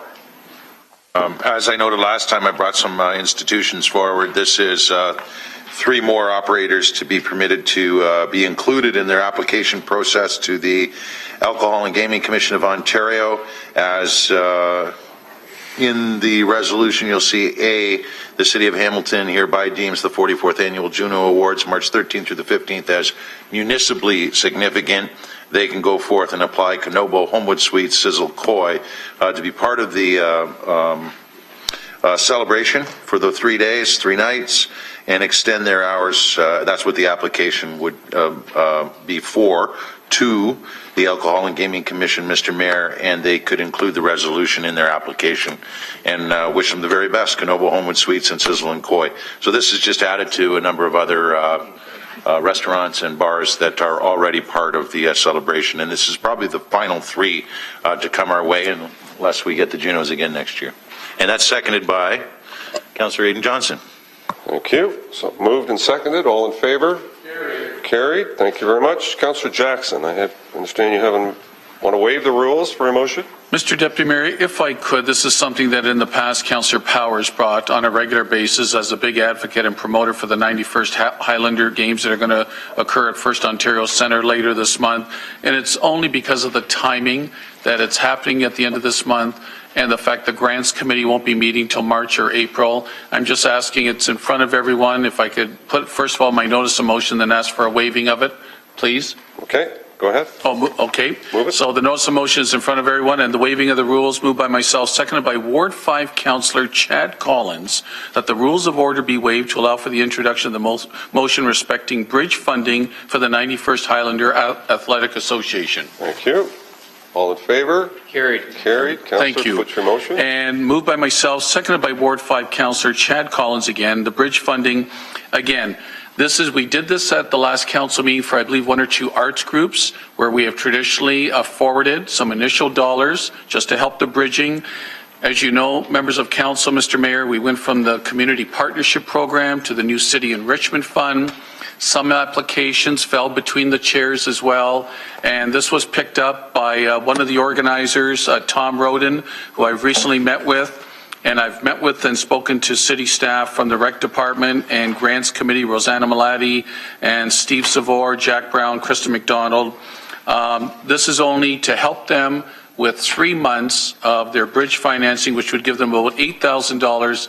They have annually in the past had councils of the past approve about $32,000, $33,000 overall. But that is still forthcoming. This is not precedent setting. This is something we've done with other festivals and groups. And again, because of the timing of the games, this will help them a bit to help pay for some of their costs. Thanks, Mr. Mayor. Thank you very much. So moved by yourself, seconded by Councillor Collins. All in favor? Carried. Thank you. Thank you. Madam Clerk, we have the private and confidential minutes. Were there any problems with the minutes? If not, we can just move that and get on with statements. Moved and seconded. All in favor? Carried. Thank you. Okay, and we have statements. Councillor Jackson, maybe we can go start with you, and we'll work around the room that way. Councillor. Thanks, Mr. Mayor. So I just have 5 quick announcements I want to make. First of all, I was one of the harshest critics of our winter operations about 10 days ago, Mr. Mayor, after we had the storm of February 1st on Super Bowl Sunday that dumped over 30 centimeters, over a foot in our community within a very short 16-hour period of time, give or take. And I did it with justification, I felt. I can tell you that many streets, courts, and several neighborhoods I visited in my community, it was 2 or 3 pattern of problems that occurred. One where heavy snow was dumped back on city sidewalks by large graders that came down into residential streets, and the other was where snow was pushed into the back of the courts, where 6, 7 driveways on the ball of the court had like Mount Rushmore in front of their driveways and simply couldn't get out. So I've met with management since, and I want to give tremendous kudos, Mr. Mayor. First of all, starting with General Manager Davis, and I must name new Director Betty Matthews-Malone, Winter Operations Manager Bob Paul, Superintendent Mike Christian, and all the crews. In the last 5 to 7 days, from the early days of the storm where I had a host of problems, they have done everything in their power to rectify and to fix and correct. And now the kudos and accolades are starting to come in, the compliments from many of the streets and neighborhoods and courts in my ward, thanking for the follow-up of the Bobcats, the front-end loaders. So I wanted to say that for the public record, that we're back on track in winter operations. Secondly, Mr. Mayor, I want to announce that in working closely with the City Traffic Department, I want to thank Manager Martin White and Superintendent Dave Ferguson. Up in my ward, I put in a request on behalf of many residents at Upper Ottawa Fennel for pedestrian countdown signals. Those are the ones where the numbers flash, the 40, 39, 38 seconds for pedestrians that are crossing. Upper Ottawa Fennel is one of the busiest ones for pedestrian traffic. Schools, Sherwood High School, many seniors in the neighborhood, walkability with the plazas, commercial, the restaurants, etc., the coffee shops. So I'm pleased to say that by mid-March, there'll be pedestrian countdown signals at Upper Ottawa and Fennel, and by May, there'll be the zebra crosswalks painted. I've gotten the approval from traffic at that same intersection as well as at Upper Ottawa and Mohawk for the zebra crosswalks. Mr. Mayor, this Saturday night, the Trenholm Joe Perrin Bocce Association Valentine's Dinner Dance occurs at Michelangelo's. Sold out, over 800 people in memory of past President Marty Valeri and past President Joe Perrin. Congratulations to Executive Manuela Vescioni, Osvaldo Tavani, Morris Marcella, and Paula Valeri. It's going to be a great night this Saturday at Michelangelo's for Valentine's Dinner Dance. I've mentioned the Canada Post public meeting a week tonight at Sackville. And lastly, the Knights of Columbus 30th Annual Bishop's Charity Dinner Dance will be at Carmen's on Saturday, February 21st at 6:30. That's sold out as well. And to Mario and Martha Salvatore, Fred Michaud, and the committee, congratulations. Look forward to seeing them. Thanks, Mr. Mayor. Thank you. Councillor Collins. Thank you. Councillor. Just a couple of things, Mr. Mayor. First off, I'd like to thank both yourself and Councillor Jackson for joining me at the 19th year of the J.C. Holland Awards. It's a Black History Month event that is very storied and celebrates the contribution of the Black community here in Hamilton. So it's nice to see both you and Councillor Jackson. Thank you for your ongoing support there. I know it's very much appreciated by the community. And the second part is that I had the pleasure and opportunity of having my first visit to the Downtown Victoria Curling Club for Winterfest as they kicked off. And if you haven't had a chance to see that, it's right off of King Street there, and it's such a gem. I know I had a chance to speak with both Councillors Johnson and Partridge about their curling acumen, and I'll probably need some pointers from you in the upcoming months. I'm also very happy to report that we hosted our first community council brunch, bringing together leadership from across Ward 3, from all the hubs, faith groups, and recreation leagues, and we're looking forward to seeing that continue to grow. So lots of great things happening in Ward 3. We're looking forward to a wonderful month, and we'd like to thank all the volunteers who continue to make things happen. Councillor Farr. Had some good times curling at Victoria many years ago. Curling or drinking? And drinking with the curling. You get the pints. It's a great sport. That was, of course, just after high school. I shouldn't ad-lib. But I see we got Partridge and we have Johnson, myself, so if we can get a first, we have our skip, our vice, and our second. So we just need a first and maybe get a team for this Winterfest. It's a historic location, and I visited last year on behalf of Councillor Morrow, and they do a great job down there, and they deserve a lot of support. Some great events and activities to learn about, Mr. Mayor, at jasonfarr.com. Most of them end in fest, Soup Fests in February, Winterfest events, Juno Fest in March. So jasonfarr.com, and you get all the details there. And a quick word of congratulations, the ever-expanding duo of Melanie and Vito over in International Village. I believe you and I together, I believe it's March the 6th, we'll have a soft opening for their new shop right next to their very successful Modify Your Closet store on King Street, Studio 205. And I look forward to joining you to cut the ribbon at another exciting International Village BIA establishment, and one that showcases exclusively made Canadian artisan products. So I'll be happy to join Melanie and Vito, active BIA members, and people who have invested a great deal into International Village only a short time ago, I think about 4 or 5 years ago, and they're continuing to grow and live and work and play in that area. So I'll accolades to them and all the others who are contemplating or moving in soon with new businesses. It's a daily occurrence, it seems, here in the core, and that's just one of many examples. So thanks for the time. Thank you. Councillor Johnson.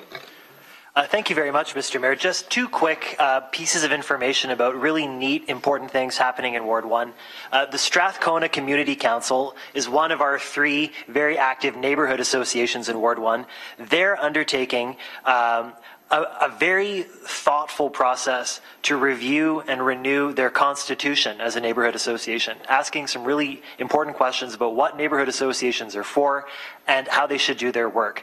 And I think that's a really great process, not only for Strathcona, but the other neighborhood associations in Ward 1 who are looking forward to seeing what the SCC is up to and building their neighborhood associations up also. So it's great to be able to report that our neighborhood association movement is going strong in Ward 1.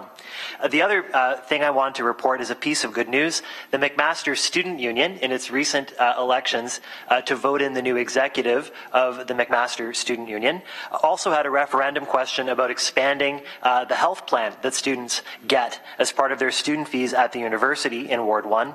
And they voted now for the first time to cover birth control and vision care both for students at McMaster. So particularly for lower income students, but really for all students, that's a very positive piece of news from the ward. And I thank you very much. Thank you. Councillor Connolly. You're good. Councillor Pearson. Thank you, Mr. Mayor, and I certainly echo Councillor Jackson's comments and sort of kudos to our public works employees and crews with regards to snow clearing. They did a terrific job. I know there were issues, and there always will be issues, but on the whole, as far as the storm event, I certainly say they've done as good a job as we can expect at the time with what they were faced with. I need to mention a few things, and I know I put it in my news articles, but residents, I keep reminding them, I've even asked staff with Public Works as to how do we get the police to determine when we need to declare it a snow event to get cars off the road. And I don't know whether we just can't make it an education process. When you know a storm is coming and you're hearing this, get your vehicles off the road. And when I get people calling, say our road hasn't been done, and I drive down it, well, it was done, but the plow had to go around all these vehicles, and once the vehicles were able to shovel themselves out, the road doesn't look like it's done. So it's very frustrating, and we're trying to do what we can, but I think we need to promote that more and encouraging residents, because every little bit helps. And believe me, I know that I'd love to ride in a snowplow one day and see what it's like, but I'll tell you, I bet it's probably nerve-wracking to see what these men and women have to go through in making sure our roads get cleared properly and safely, and not destroy personal properties that may be out there that they have no idea. When you're getting, I know my own driveway, I had a 4.5-foot drift across the whole driveway. If there was a car under that and it was parked on the roadway, you'd never know it. So it's very frustrating, and I just need to encourage residents to be cautious. The next is snow clearing of sidewalks, ongoing issues. In Stony Creek, I keep trying to tell residents, all commercial, all industrial properties with sidewalks, be it front yard or side yard, if it's a corner lot, are responsible to clear their snow. And it is within 24 hours after the snow event ends that the sidewalk bylaw, the bylaw kicks in. So they need to be aware of that. I had a number of issues this past storm event, which kind of surprised me, but I need to be sure we get that over there. But certainly my compliments to Paul, Mike Christian, Public Works, District East, and I'm going to apologize if I say her name wrong, but Courtney Hunt down there, because I know I've had to call her on a few issues where I've had some seniors that were absolutely blocked in because the plows came around and they had to get to very serious medical appointments, and the crews were excellent. They did what they could for me. So I can't thank them enough.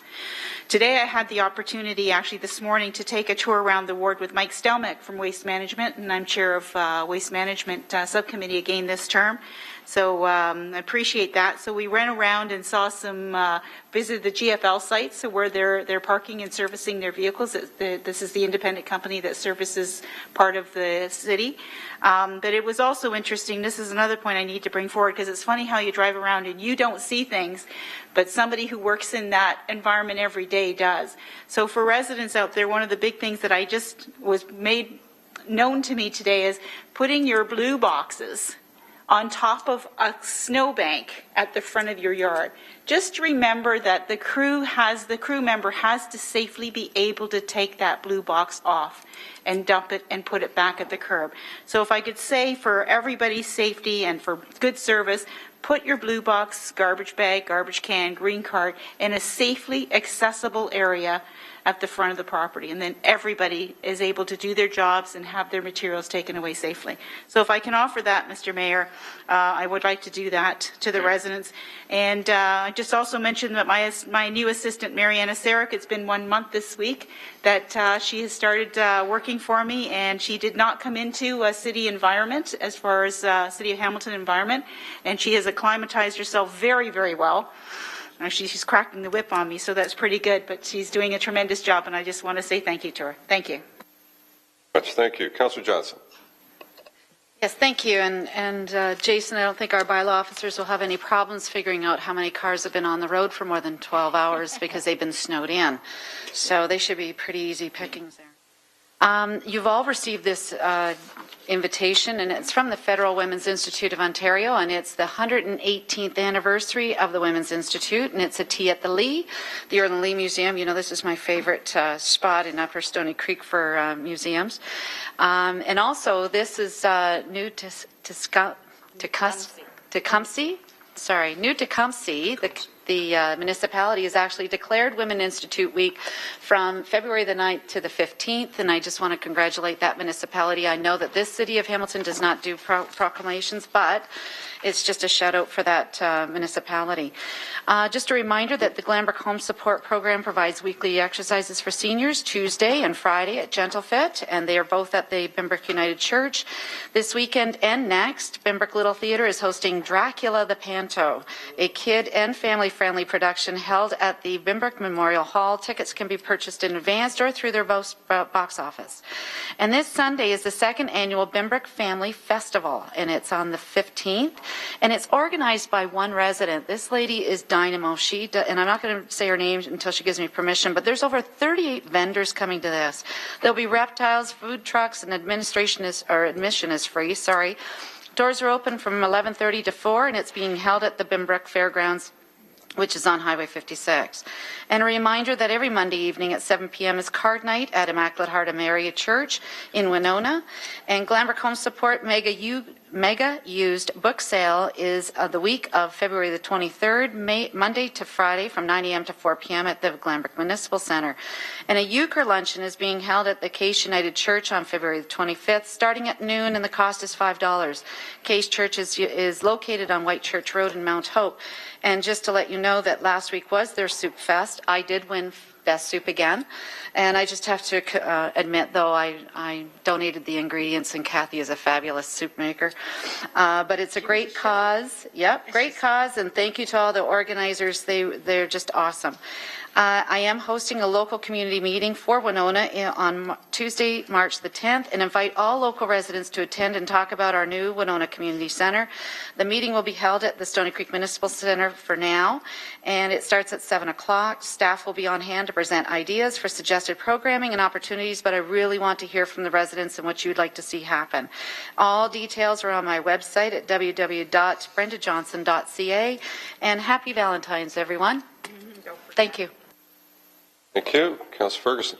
Thank you, Mr. Mayor. And first of all, I also want to compliment our public works staff. That was a big storm that we encountered, and I got maybe 3 calls on it.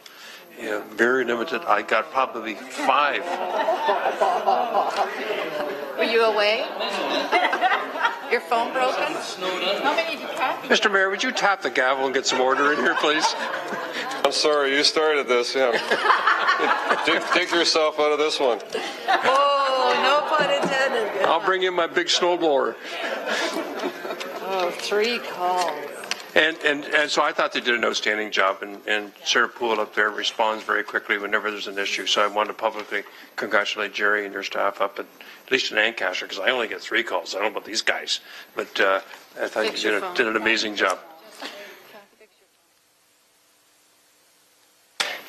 Okay, and the only other issue I want to bring up is it's coming up, the annual Ancaster Community Food Drive, and the organizers of this event collect about 75,000 pounds per year.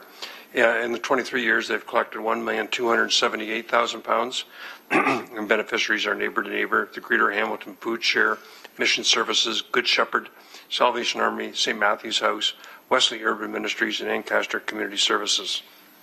So they're looking for volunteers, and on Saturday, February the 14th, they're going to have volunteers go door to door, leaving a flyer. On Friday, February the 20th, food will be picked up at schools, and the big day, of course, is Saturday, February the 21st, and it runs from 9 in the morning till 3 in the afternoon, and they do need help. 75,000 pounds is 37 tons that has to be sorted, packaged, and palleted to be sent out to these various agencies. So for those viewing at home, if you want to help, please contact Ancaster Community Services at 905-648-6675 or email ancastercommunityfooddrive@gmail.com. And I just want to congratulate the organizers of this event. They worked very hard at it. It's an outstanding success, and I know I'll be there packing food and carrying boxes around on the Saturday, February 21st. Thank you. Thank you. Councillor Vanderbeek. Thank you, Mr. Mayor. Just a couple of things. Well, actually, a few things. So sit back. I, too, want to speak to Jerry Davis about the great staff that works out of Dundas. And, Sarah Poole and Mark Priest are extremely responsive when we had a few issues. We didn't have very many. When we had a few issues, they're there when we call them, and they do make a difference as fast as they can. So I'm very grateful for that. So if you pass that along, I'd appreciate it on behalf of the people of Dundas. Just want to note that Dundas Valley Sunrise Rotary Club will be presenting 2015 Winter Carnival in the Dundas Driving Park at the rink this Saturday. That's Valentine's Day from 12 to 4. free skating, free skate rentals, demonstration by the Dundas Figure Skating Club, live music, and you can meet Rotary's Row Bear. Monday is Family Day. That's the 16th of February. The Dundas Museum will have Family Day, fossil fun, and games from 11 to 3. The admission is free. Free ice skating on the outdoor rink at the Dundas Driving Park all day long. Braden's Hot Chocolate Festival will take place at the Dundas Valley Conservation Area at the Trail Center, 11 to 4. Free admission, activities and entertainment. Hot chocolate is available by donation, and the proceeds go to the Hamilton Conservation Foundation.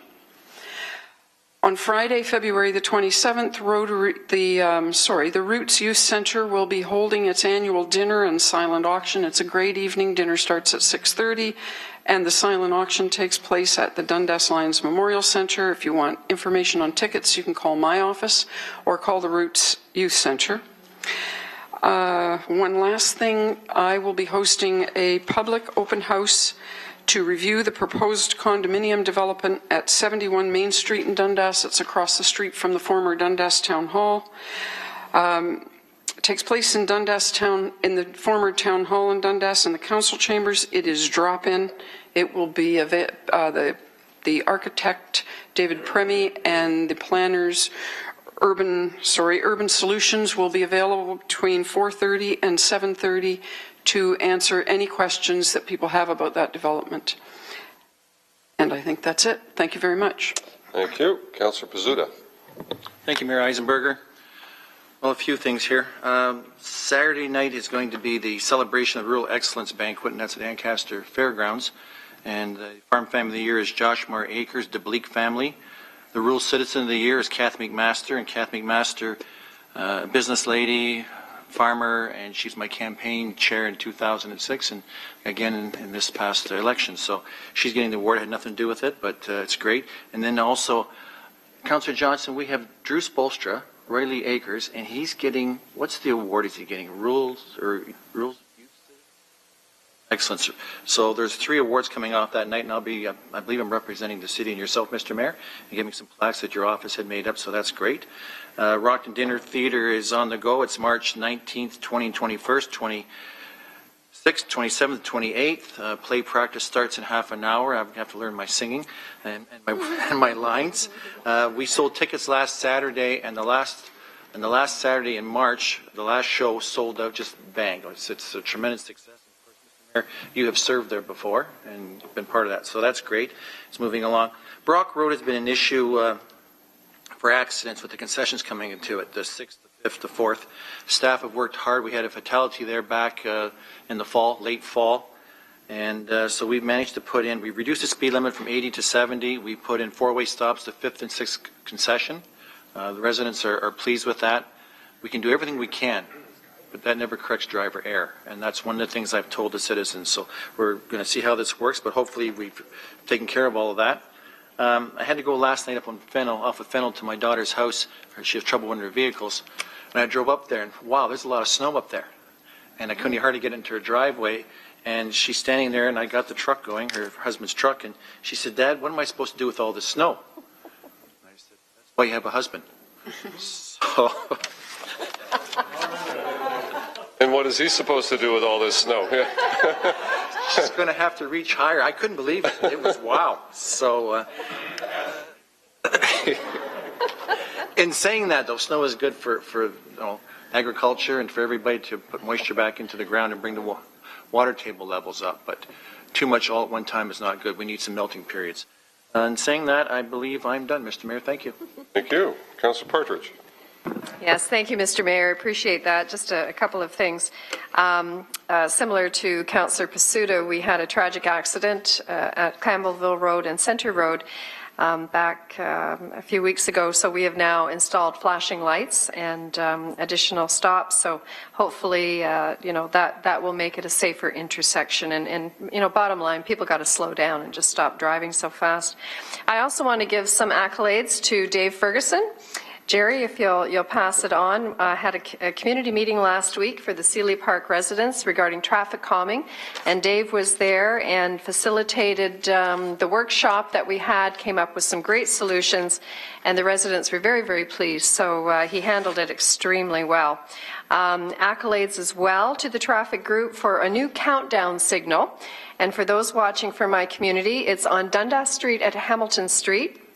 That is, we have a lot of seniors that live in the area, and it's very, very difficult for them to get across 4 lanes, potentially 5 lanes of traffic during the time that the countdown was. So that has been corrected, and hopefully that'll work much better for them and be a much safer situation.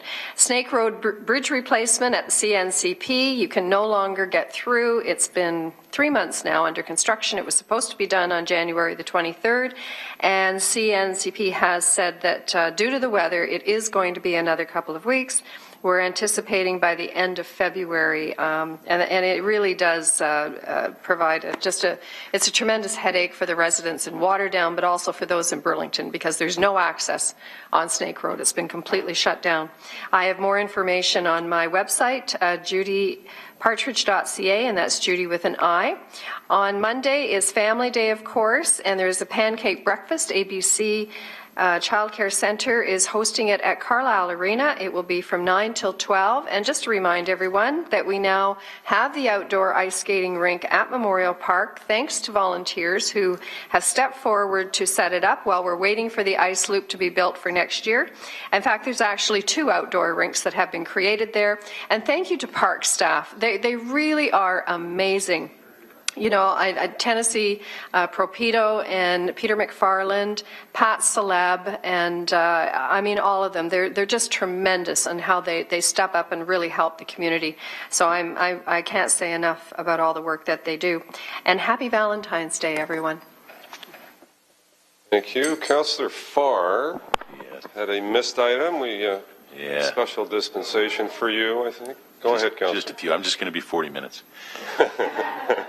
The Hamilton Tiger Squadron, Mr. Mayor, the Royal Canadian Air Cadets 45th anniversary. I would be remiss not to mention here tonight, given that it's February the 20th.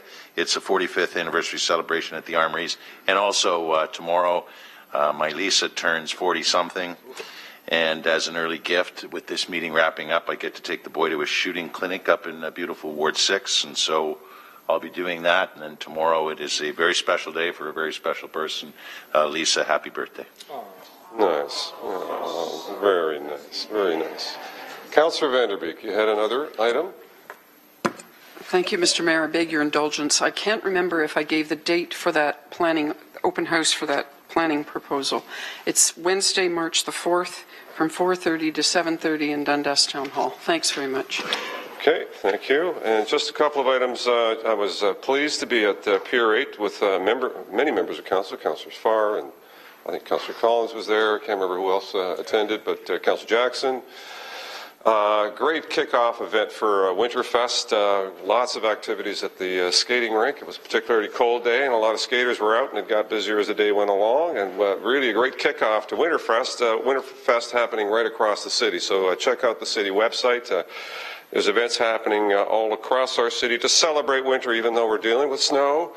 It is a good opportunity to actually go out and enjoy what winter brings, which is lots of outdoor activity that can be enjoyed by everyone throughout our entire city. So we welcome everyone to go and participate. It was a pleasure to be here in this council chamber with the police services to help celebrate Chinese New Year. For your information, it is the Year of the Sheep. And I'm sure you'll join me in wishing all of our Chinese and Asian community members a happy and prosperous New Year. We were delighted to do that here with some great ceremony and some great dancing and some great food. And certainly I thank the police services for continuing to help support that particular event now for the last couple of years, and I'm sure for many more years to come. So congratulations to all of our Chinese and Asian community members and for a great kickoff to their new year. And lastly, there's many others, but lastly, it was a pleasure to be at a new restaurant opening today at what used to be Filthy McNasty's and is now the Spring Grill House. Very unique, actually, Korean-type restaurant, which actually has a grill on every table, and then you can grill your own food. That's, I think, the first of its kind in Hamilton. On Upper James, very, very nicely appointed restaurant, and really pleased to see someone making an investment in our city. That individual actually happens to own the one across the street, which is the sushi, I can't remember the name, the sushi restaurant, and has a similar type of operation in Toronto. So they made quite a significant investment in this restaurant, and it same kind? Okay. Well, then that's the second of its kind, then, if that's the case. Well, maybe they oversold that to me. I'll have to have a chat with these people. But it's very unique. I've not been. Have you been to that one? Yes. Actually? Yeah. I thought it was pretty unique. I'm going to go and visit and enjoy. So for anyone out there that's looking for a great experience in terms of fine dining, new restaurant on Upper James would be a good spot to do that, as well as all the other restaurants we have in our city that are all good to visit and enjoy as well. So on that, I have no further items. Councillor Pizzuta, may I have a motion on the bylaws, please? You may, Mayor Eisenberger. I'll get there eventually. Moved by myself and seconded by Councillor Ferguson, I guess. The bills number 15-037 to numbers 15-056 be passed, and that the corporate seal be affixed thereto, and that bylaws be numbered and signed by the mayor and the city clerk to read as follows. Thank you. All in favor? 037. 38. 39. 40. 41. 42. 43, 44, 45, 46, 47, 48, 49, 50, 51, 52, 53, 54, 55. Moved Mr. Mayor, and seconded. Councillor Pizzuta. I stand to be corrected. There was 55, not 56. Yeah, I was just going to pass that over. I didn't want to point out another one of your errors. Sorry, thank you. Just kidding, Councillor, just kidding. Ended at 55. We had a motion to adjourn, moved and seconded. All in favor? Carried.